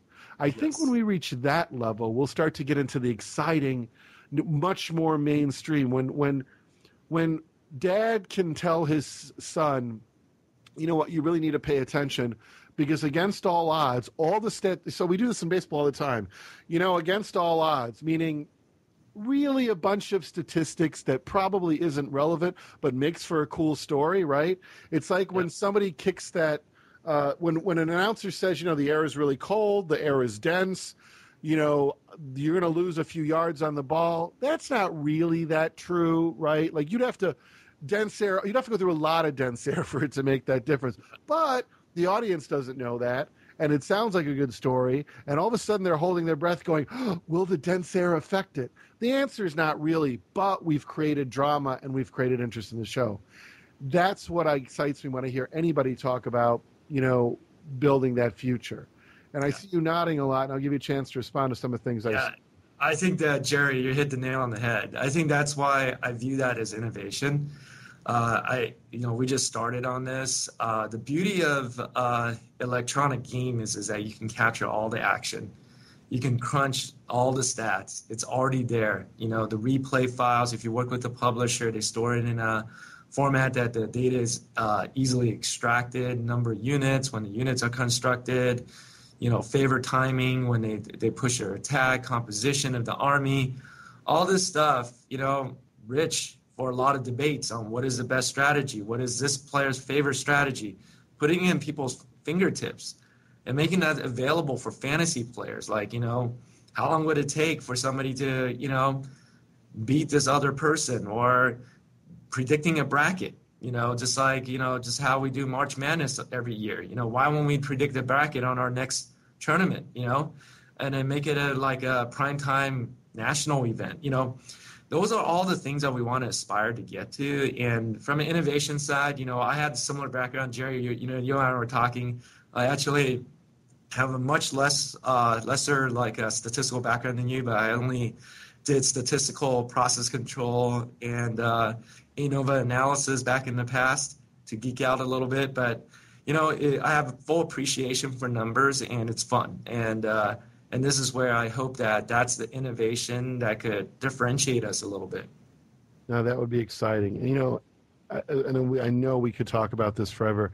I think there's one other specter leaning in the room, too, that we have to talk about. And since I know Kurt, you've been around a long time. I mean, I think we have to address what I consider to be the ghost of the past. And, to be honest, you like a ghost game, so I'm going to let you ask this one, Kurt. The floor is yours. A ghost game. First off, I would like to say really quick, all right, that statistical thing you're talking about was done by Godfrag years ago, and it was called GameSense, and it was for Counter-Strike. Just like to note it. Okay. Anyway. You're like the guy who comes into a statistics room who once used SurveyMonkey and believes they're an expert. That was a really cute little system. But I'm talking about much more detailed stats. It said the exact same stats you were talking about. Exactly. The fact that they beat this on this turf. That was really the left-hand booth, whole nine yards. But you keep whatever makes you happy. But no, seriously, let's go to the sort of the specter of the past. And one of the things that why I'm setting this up, David, is because when I hear you say first-person shooters make me dizzy, how we show them, it brings back a specter of the past. I've heard something like that before in a classic failure. And I know Kurt was going to ask it anyway, so I'm not going to take the thunder away from him. Kurt, I'll turn it over to you. I do have to mention sort of the slight monkey in the room for us CS guys especially. Something that came into the community a few years ago that has sort of, I would say, decimated parts of the community for a long time was the Championship Gaming Series. Many others have came into the space before big companies, even ones involved with News Corp like the CGS, and have done, a bunch of great things. Have had, originally great intentions and even hired some great people. But eventually they cut their losses and just, ran home. And it really decimated us. I mean, you hear people like DJ Wheat, who, dropped everything in his life, moved to work for CGS, and then CGS packed up shop. And, and a bunch of teams did that as well, like Jason Lake from Complexity. So, I mean, it's sort of a sad story there. But I'm just wondering, what plans does IPL have to make sure something like that won't happen again and that IPL won't be one of the ones that leaves? Yeah, and then this is where, I think that I'm blessed with a great boss. A lot of kudos goes to Roy Bahat, president of the company. And, he has a unique trust in me, and I really do not want to, let him down. It is really about building it into real business. So this is where, like I said, it is convincing the sponsors. It's getting guys into the, live event, getting guys viewing the event, if we basically go out there, as esports fans, the best thing to do is to basically promote additional interest in the sport. And then I think that times has changed too. If you look at the level of investment that IGN made so far into, IPL, it's less than $2 million. So it's way less than, what, CGS or other people who have possibly raised in the past, right? So, we believe in running a very lean team, and I do expect my team to be profitable, before we hit, like say even the 10 million mark. And then I fully intend to basically make the money back for the company. All the money that I had lost to basically are, being good custodian of the business, we make that back first. And the confidence I have is really about the change that has happened, right? So the specters of the past is that they basically want to get a home run, or they want to get in to make a lot, the millions, right from the get-go. So they shot for the moon for the biggest idea. So, producing a TV show, expecting to be basically carried by DirecTV or, bought by DirecTV, I personally think that it's not the right way to run things today. And I think the things to do today is to really focus on the production process, being as lean as possible. We focus on like producing video at a minimal cost, right? So a video, one of the things, I get advice from some of the industry experts, and one of the things that he found when I told him, I said, hey, it costs several $100s for us to produce an hour of content. He was just blown away. He just said, really? And you can monetize the hell out of this. I said, yeah, in the future we could. Right now we're still figuring out ways to sell ads against it. That's basically economics where, if you spend your money wisely and then I think it's going to last for a long time. And that's what I hope I can do for IPL. I'm going to tell there's things against me too. I'm an engineer, so I'm not a business guy. I don't have a Harvard MBA or anything like that. I believe in doing and learning on the job, so that's what I'm doing. I'm following the footsteps of my mentor, David Yu. He's basically the CEO of Betfair. And then, yeah, he's done that. He basically rose the rank through VP of engineering to CTO of the company, eventually became the CEO, and learn the business aspects through doing it on the job. So that's what I'm trying to do. But then, stats are against me, and then it's up to me to prove it wrong. And I don't want to make any promises here because I think the best way to do this is to actually prove it through results. And if you look at it, I basically did it with a set of volunteers for IPL 1. That's about as lean as it gets. Under $20,000 we launched the event. And then, and it's relatively well received by the community. So I think that, we should be here for a long time, but then it's really up to me to do a good job to prove that I can do it. Yeah, well, and that's one thing. I can appreciate the fact that you guys haven't done that. You guys haven't come in and we're like, look, we're going to make a TV show first. Or the first thing we're going to do is we're going to hire, Big Bird, and we're going to have him come down and endorse this. Or we're going to, We did hire Gordon Hayward, though. yeah. But I mean, that's yeah, so I can really appreciate something like that, So I hope the community's behind you, and I'm most certainly behind you. But I do have another quick follow-up question, though, that's kind of just curious. Visine was one of the big sort of what I would call, what a lot of people call, for that matter, lifestyle sponsors. That's actually a Sir Scoots term, but so sorry for borrowing that, Scott. But yeah, I mean, it's that you guys had for IPL 3. And one of the things that was absolutely amazing, and I hope, and I'm just curious if Visine agreed, was the fact that this sort of cult following that Visine got from sponsoring. And, the fact that HD StarCraft, which, like I said, was one of my guys, that he was putting in Visine about every 5 minutes. He had the most, the moist By the way, eyes. I asked him to do that, by the way. But he was doing it every 5 minutes, and it was hilarious. But anyway, and you had signs held up in the crowd, Visine fighting, and then you had all kinds of stuff. So what I'm curious about is what was the response, if you may share it with us, from Visine with things like absolutely. That. I think Visine really opened up their eyes. So just tell you that they're definitely a very demanding customer. So this is where when we first initially started, we didn't get the color of their logo right, and then we got a little bit of flack on that. Our sign was not put at the most prominent place. We got a little bit of flack for that. So we kind of like the poster child of not doing things right? So that's basically before the event. So going to the event, they don't have heavy expectations of what we can do. So basically, I went to HD, and I'm dramatizing this a little bit, and I say, hey, buddy, I really need to bail me out here. So I know you and Taylor, pen user, are funny guys, So when you guys are casting, can you guys, work it into your skit a little bit, just, kind of pop a little Visine in your eyes and make it look cool? And they basically took it and run with it. Credit to the two of them. They made it so funny, and then the crowd loved it. And now I turn it around to our sales team. This basically now became legendary. We actually created a sizzle reel for our sales team just to show how good we are to our sponsors, because we really know what we're doing.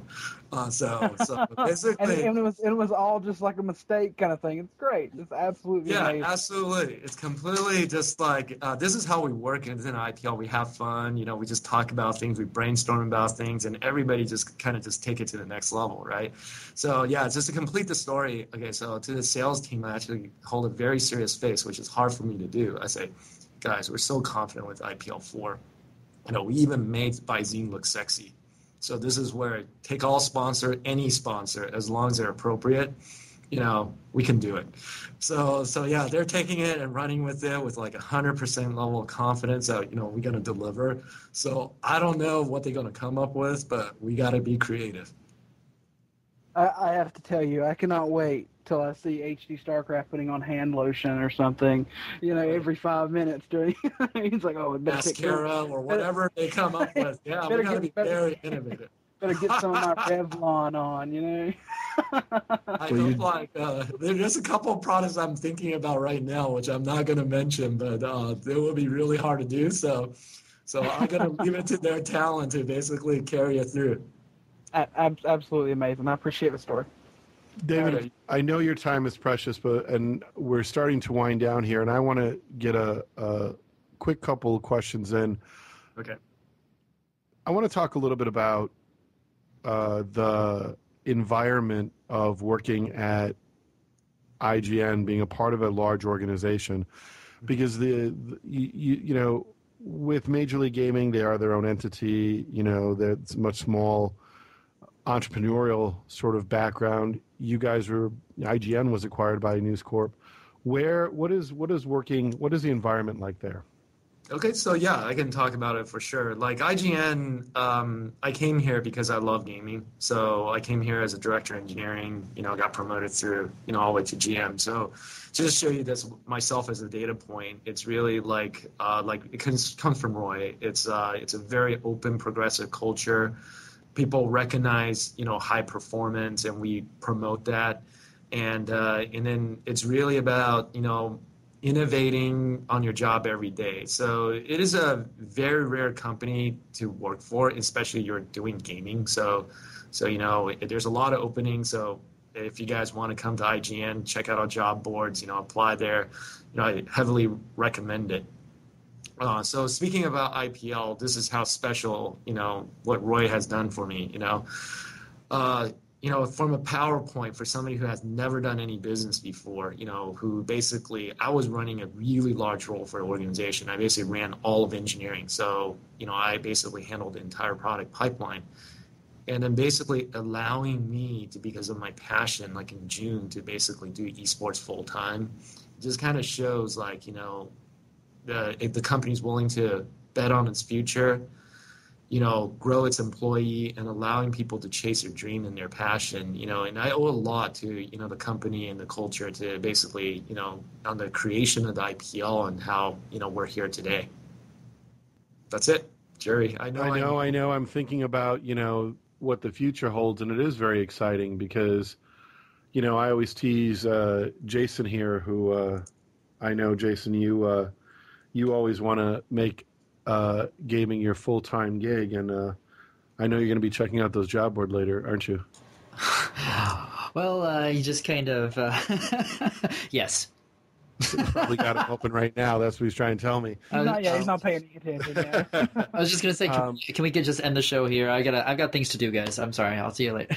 I want to talk a little bit about other genre of games, because I know we're talking about, really converting the casual population, and we've talked about first-person shooters, we've talked about fighters, and we talked about sports games.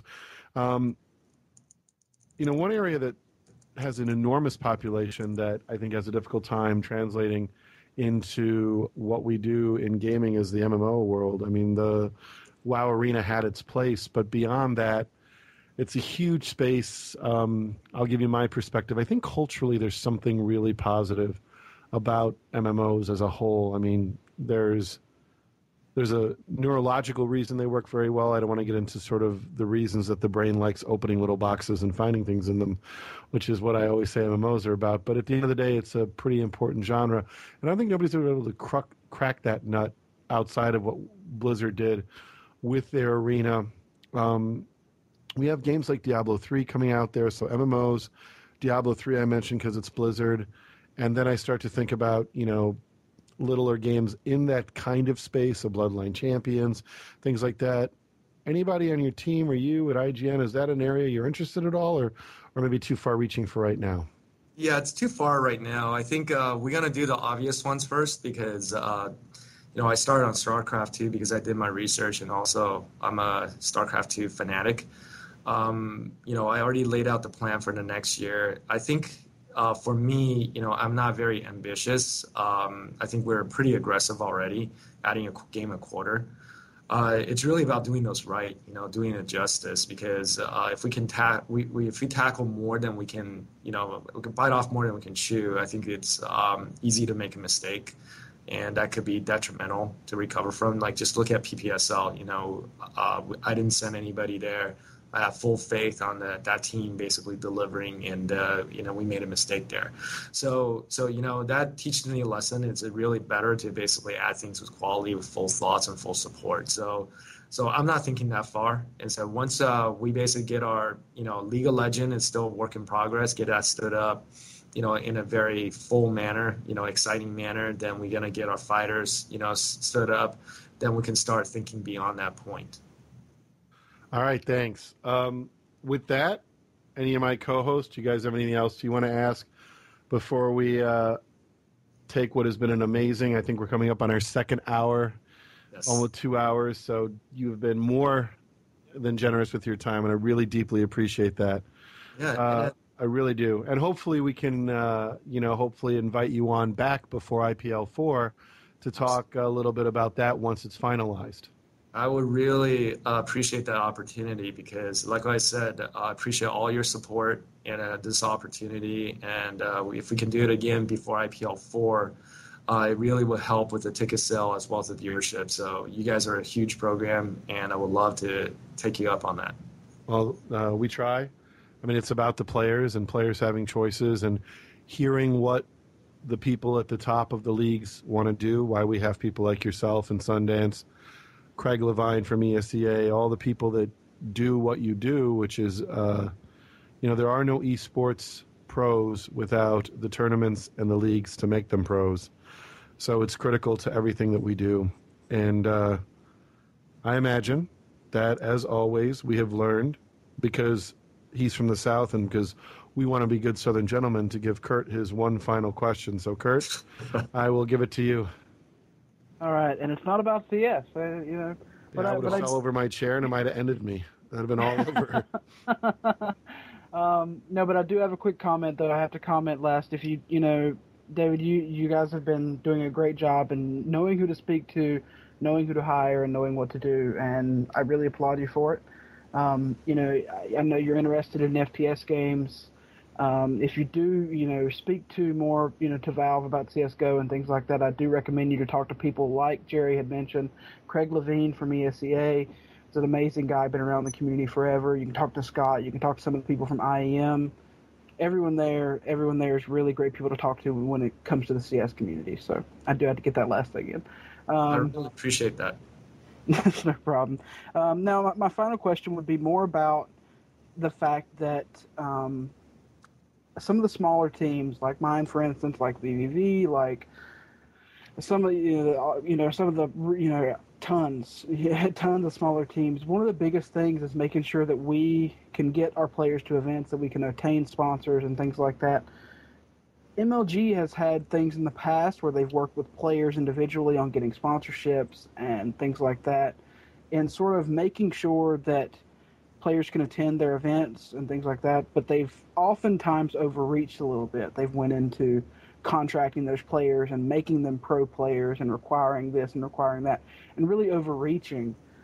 My main question and last question is just, do you have any plans to work with some of these smaller teams, or even for that matter, some of the bigger teams, to maybe procure some sponsorships or just any kind of support for them? Yeah, we've done that with Club Rain. So, it's basically, we just wanted to tell their story. They located themselves by our office, and we're basically offset some of their living cost and also some of their event cost. Not all of it. Frank Fields is a member of our team, so it's very natural for us to show our support on his project. So we want to do more in the future, but this is where we need to be healthy first as an organization. So as we have more sponsorship dollars, there's a lot of things we could do. This is where I believe that over time, the leagues need to basically pay a percentage of the proceeds to the team so that the team have equal footing. Again, I don't know how much time it's going to take to make that happen, but I think that is the right thing to do, because if you look at the pro organization, the pro scene, like the real sports right now, not the virtual sports, that's what they do to basically have stability. That's what I want to get to. And then this is where I need to do a good job on my side to really sell the sponsor. And this is where I would actually plead, with, thought leaders in the esports community like yourself, as well as the esports fan, to really just continue to support esport and to basically help the growth by promoting its popularity. I think we're close. I think, with another year like 2011, I think we're close to basically the point where, people recognize us seriously, people think it's a viable business, and people are going to start betting big against it. When the real sponsorship dollars, the first several $1 million contract for, a media deal or whatever else, comes in, that's where, the economics could shift. I think this is where a league like mine could actually start paying teams, do more like the rain deal, offset the travel costs to our events. And also, put more prize pool in the tournament so more people can make a living. Like, I love the White Ross story, where he now can do professional, gaming. He has family, he has kids, because he makes enough money to pay for everything, on his side. I want more people like him.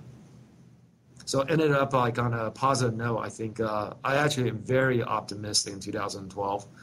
And I'm very optimistic also because we're not the only one in it. Because progressive guys like yourself, like Riot, I hope Blizzard will follow suit. Other people coming in, they basically, as they invest in this, I think things will even look better than it is today. Yep, I completely agree. And once again, thanks a lot for coming on. I'm most certainly hoping to have you back soon. Asylum, I know you have a final question. Let me shoot it over to you, bud. And speaking of Riot, a lot of people on the stream here know I'm the MOBA division manager for VVV Gaming. So naturally, I have a deep passion for League of Legends, Heroes of New Earth, the Dota series, all that. As we look into 2012 and on, Asylum, let me interrupt real quick, bud. You're really low. It's going to be hard to hear a little bit. I can't hear you. I don't know if David's having any problems. You maybe turn it up just a little bit. Am I better now? Yep, you're a little better now. Yeah, I can hear you. Okay, my microphone decided to go mute there for a second. I apologize. But anyways, a lot of people here at VVV know I'm the MOBA division manager, so I have a deep love for the MOBA genre.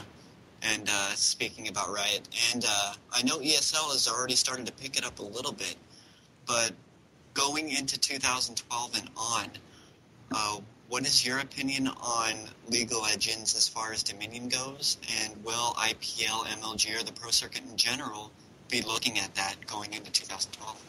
Yeah, I definitely will. I don't know if I'll get myself into trouble, but let me just tell you that Riot views like Dominion not as an esport game mode yet. So I don't know if that's a right opinion or not. So I don't play enough of it to have a serious opinion about that. But one thing I know is that they're basically going to roll out a series of changes to reduce the length of time for the game. So especially the variability that makes it very hard to watch and make it more action-oriented. So I know that's their goal. They have very talented people there, and I'm sure that they'll go get there in time. And this is where, them as good partners of ours, we're going to provide our feedback back to them. And I wish other people in the community provide them active feedback to improve the game engine. For sure, because I know Dominion in itself is in its infancy. It's only been out for maybe 2 months at the most. And yeah. I think coming out in Season 2, there's going to be a lot of changes. So hopefully we can see that end. I personally hope that the professional circuit decides to pick it up. But I know Jason wants it to be handed off to him for a second. So, Jason, off to you. Yeah, most definitely. I actually just wanted to finish wrapping this up, actually, by saying a huge thank you here to Mr. Ting for taking, this 2 hours, this 2-hour block that we've spent together and spending with us and all the people that are here live on the stream listening. So thank you so much, David. It's been a pleasure. We are so happy that you took this time to join us, and it's great because you've been very open, you've been very honest with us, and I think that speaks volumes. So thank you very much. We definitely appreciate it, and I honestly am looking forward to having you back on the show before IPL4, if you will so join us. I'm assuming that is a yes, correct? Absolutely. And, great.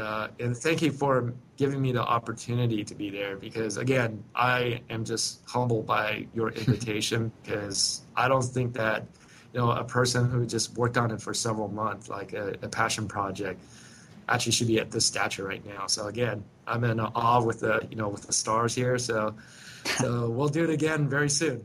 Thank you so much, sir. We definitely do appreciate it. Jerry, did you have anything to say before we wrap this up, sir?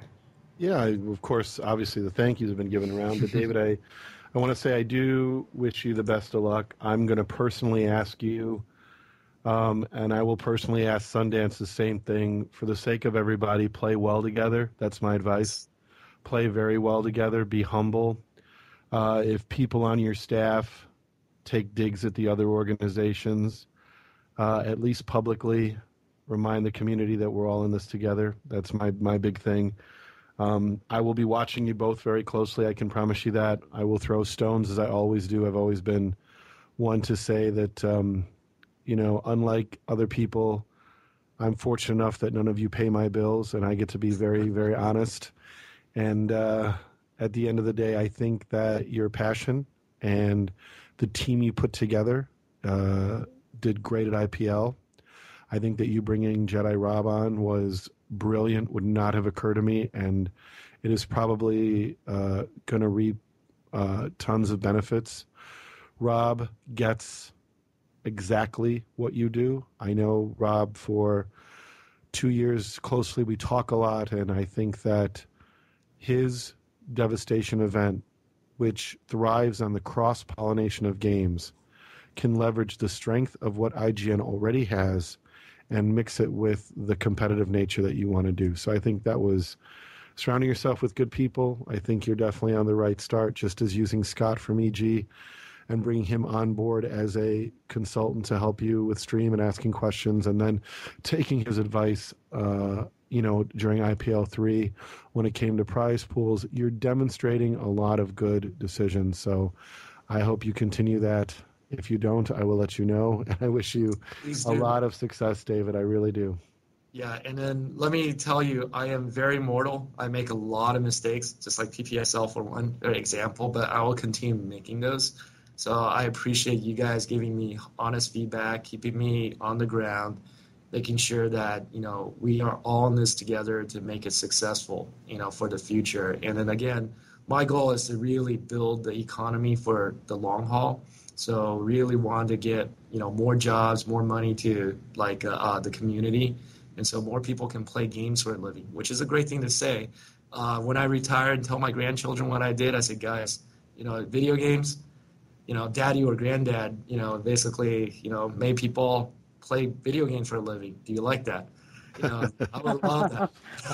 I always joke when people say, why do you do this? I say, if there's ever a eSports Hall of Fame, I just want to have a plaque in there that said, he was there at the beginning. That's enough for me. I don't even need a Hall of Fame. I just basically just need to tell my children that's it.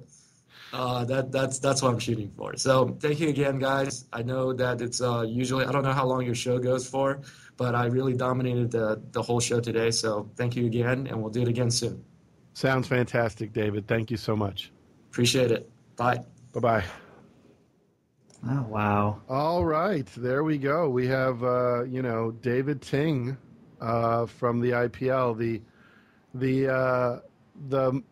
The great thing about this is that I think, he's spoken on Live on 3 event. We know that David's been out there. Now we've had a chance to, really ask him a lot of questions. What do you guys think? Oh, man. So everybody waited for me to dominate the conversation. Is that how it works? Counter-Strike? They always got to say, does Kurt have anything to say? I tried to be quiet, and then everyone else just, followed suit. So I don't get it. Well, the mute button. Here's the thing. I'm going to throw out a couple things that I did find interesting. I think a few things that I feel when I start to look at the space are true. First and foremost, I think Major League Gaming with Gears of War and probably Halo is secure. And I have the feeling David's not going to pursue that avenue. StarCraft, there will be a ton of competition, and I don't think that hurts. It's the big game sort of thing in the game. League of Legends, with Riot support, I tend to be cynical about this, but, as long as Riot's going to fund players' travel to some capacity, I know Major League Gaming offered, to pay for 4 teams. If IPL mirrors it, that's good for League of Legends, good for the MOBA genre. The rest, I think, is up to developers. I mean, Kurt? People can have a pipe dream all they want, but this is my firm stance, and I might end up getting bit for it. But you're not going to see Dota 2 or something like that take over LOL without a significant amount of developer support. And I'm not just talking about, making a good spectator client. I'm talking about putting in some funds. And Riot has proven time and time again they're willing to do that. They're willing to change their game for the community, and I don't think it's going anywhere. I think it's in for the long haul in both MLG and IPL. I just do not see it going anywhere, despite what the community may think that Dota 2 is going to end up being the better game. Yeah, I think I was going to say I think you're right. I mean, I think, like I said, I always come back to World of Warcraft as an example. It launched almost to the day the same time EverQuest 2 did. EverQuest 2 by every category was a better game, and everyone in EverQuest 2 thought WoW was so childish. It was not the tougher game. It was not the developed game. But at the end of the day, it won. So it would be naive if you are a MOBA snob and believe Dota has this locked in the bag. Learn your gaming history. It is far from locked in Valve's bag, and there is plenty of competition. And if I look, and I've said this before on this show, if you are smart, you will look at the people behind a company. And Valve is successful in certain things, but the people at Riot, this is a smart team. They pushed out a product. They saw a space. They took an opportunity. They're able to get deep investment from international companies, specifically from China. So a lot of smarts going on there. That's too much smarts to anybody out there to say, oh, this is all about Dota 2. So yeah, and people, yeah, and Valve has been completely open in saying that they're not necessarily looking to put money directly into the community. I mean, they've said that with CSGO. They've said that with Dota 2. So despite this $1 million tournament they held, I think, if anything, it's going to be nothing more than a yearly event, something like Blizzard does. Or at the very least, it's just a PR stunt. It's just something saying, hey, here's our game, here's how we launch it, here's $1 million. I don't see them putting money into IEM, into MLG, into IPL's pockets to actually have their events. So, to comment on CSGO, he kind of worried me a little bit. I do think he is for it. I do think he's for an FPS game, but the problem is he's not going to want anyone, and IPL's not going to want anyone that's not going to significantly work with them, and Valve has a bad track record with that. I agree, and I think so. I worry there. I do, but I still think hopefully Valve's changed their mind. I mean, to be honest with you, though, I'm just going to point this out.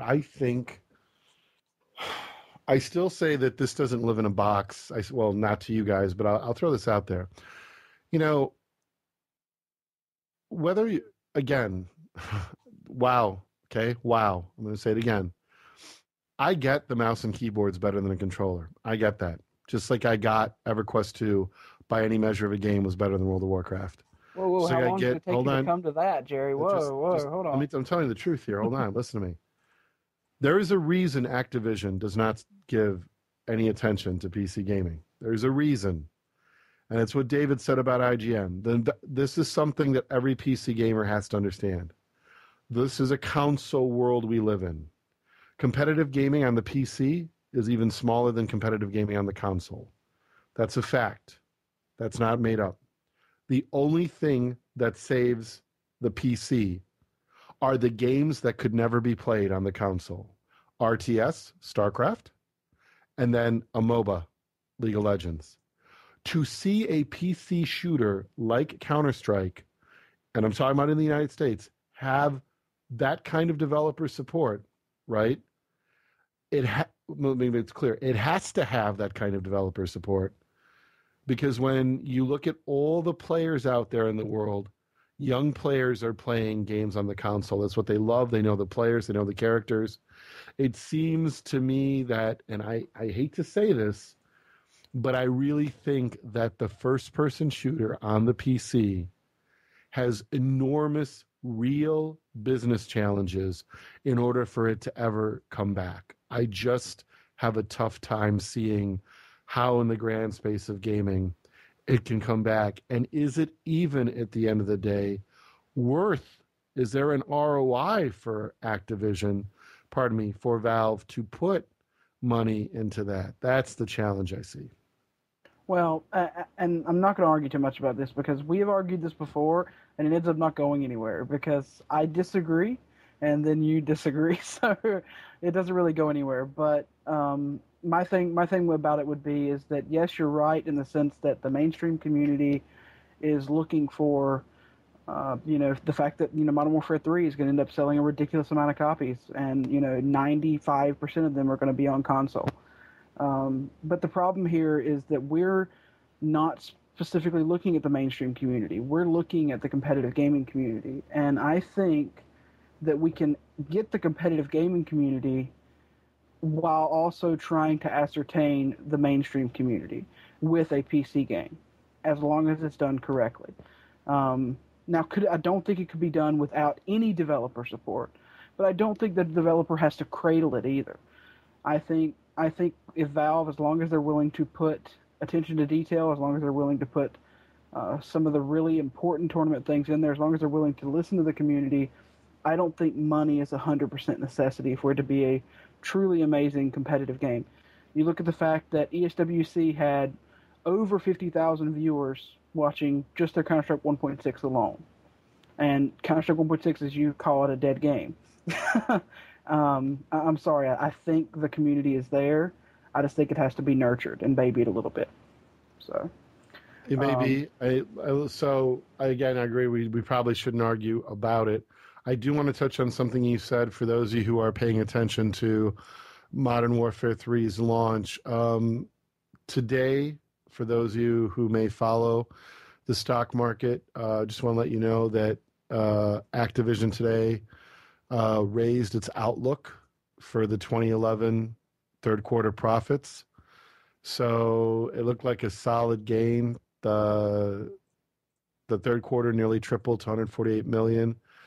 And they're predicting 754 million coming up because of this sales. If you do the math, it could very well be that not Activision's share of the revenue, because obviously the retailers are going to get a cut, that we're going to look at over $1 billion spent on Modern Warfare 3. Modern Warfare 3 alone. I think that it was the CEO, Bobby Kotick, from Activision, said they're going to have a record result this year. And it is really true that the Modern Warfare game is going to be going to mobile gaming and social networks. So I don't know. It's almost depressing. I'm just telling you right now, right? It is so depressing. There are many people who are there, and I'm just being honest that some analysts, and one of the favorite ones to follow for those of you out there who are out there, who actually follow this kind of stuff and you care, there are a few people, the ITG Investments and Wedbush Securities. There's a guy at Wedbush called Michael Pachter.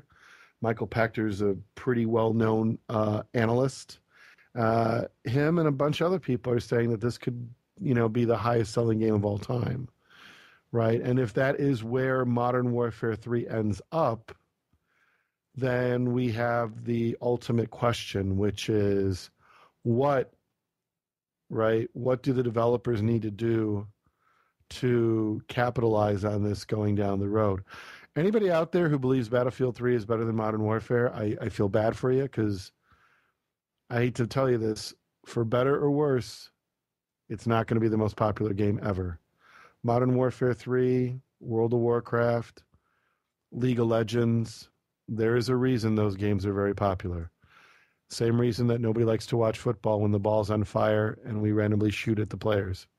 Maybe more challenging, but it doesn't always make for a better experience. So that's my thought. That's like NASCAR. It's like NASCAR. People watch it just to see them crash. So people watch Modern Warfare 3 just to watch people.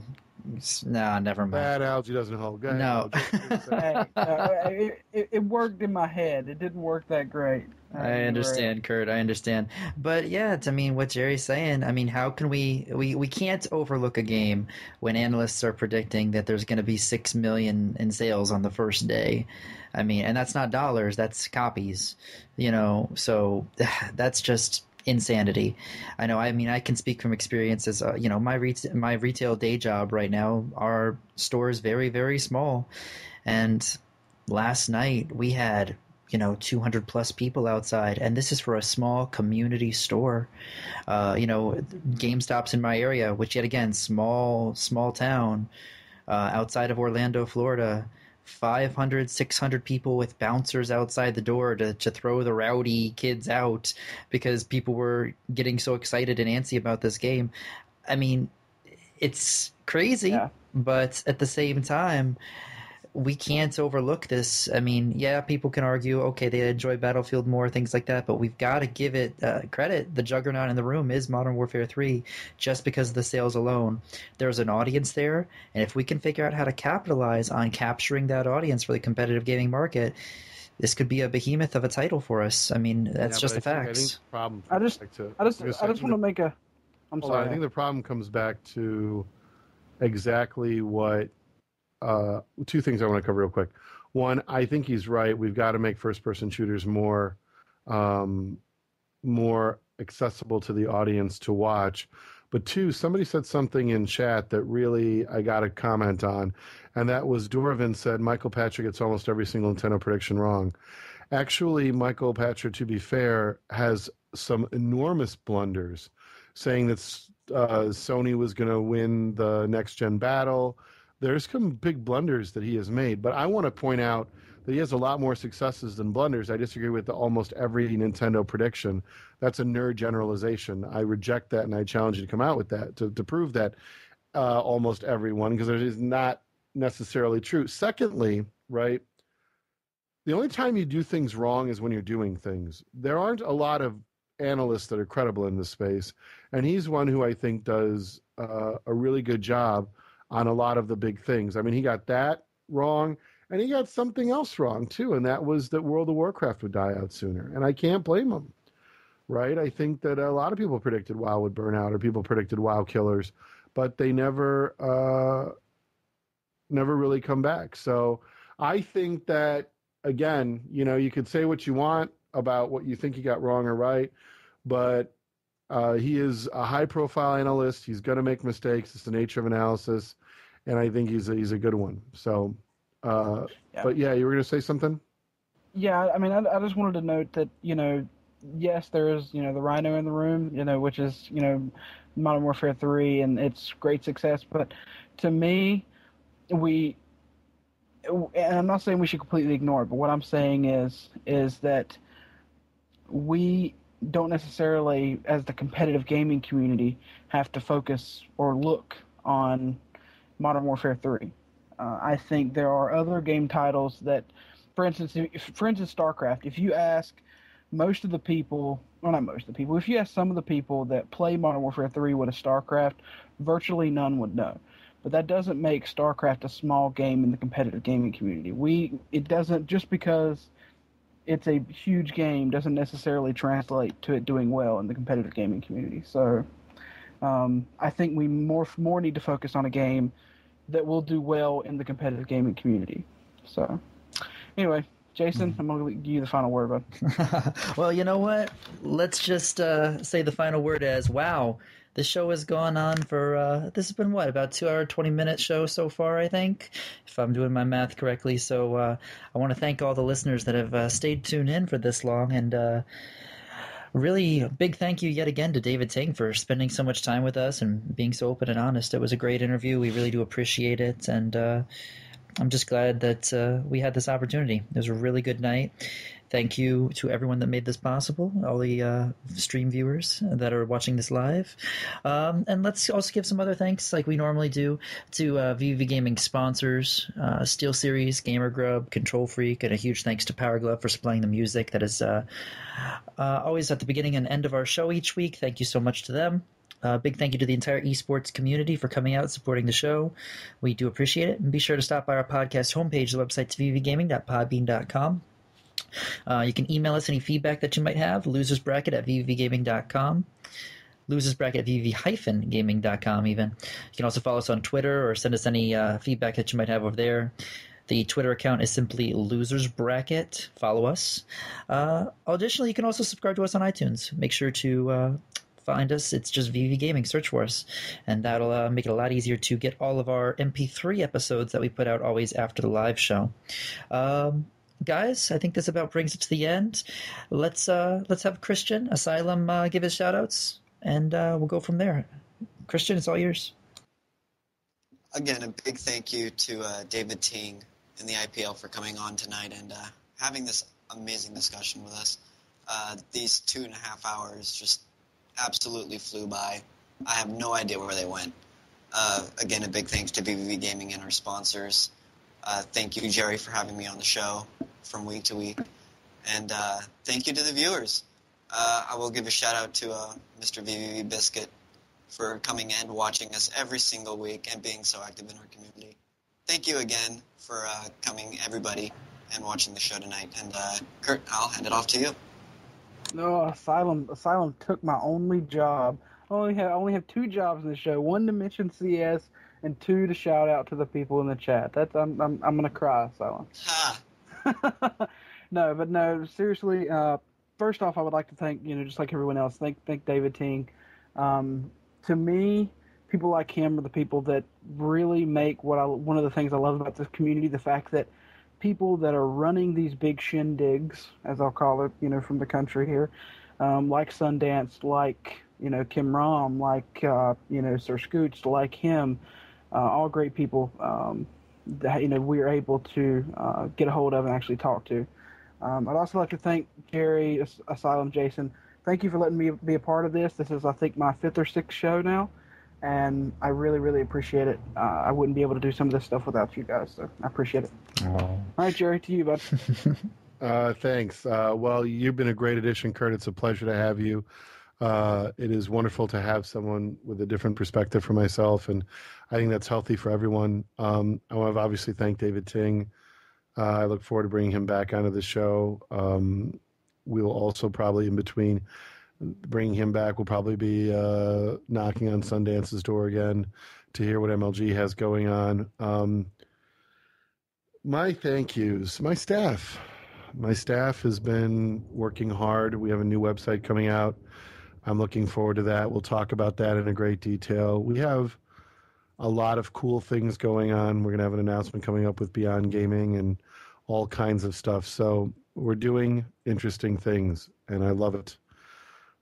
Also, I want to let all you motherfuckers know that I got the Star Wars, the Old Republic beta tonight. So if I am unavailable, it's because this weekend, don't fucking ask me any questions. Don't ask me for an interview this weekend. I'm going to be playing the Star Wars beta. So when this show goes live this week and you make it to the end of the show after all this time and you actually pay attention to what I'm saying, which will probably be like 2 people, I want you to know, don't bother me. There will be a small little sign on my desk that you will, my virtual desk that will say, I'm playing the Star Wars beta, leave me alone. With that being said, I want to thank all 3 of you again for your time every week.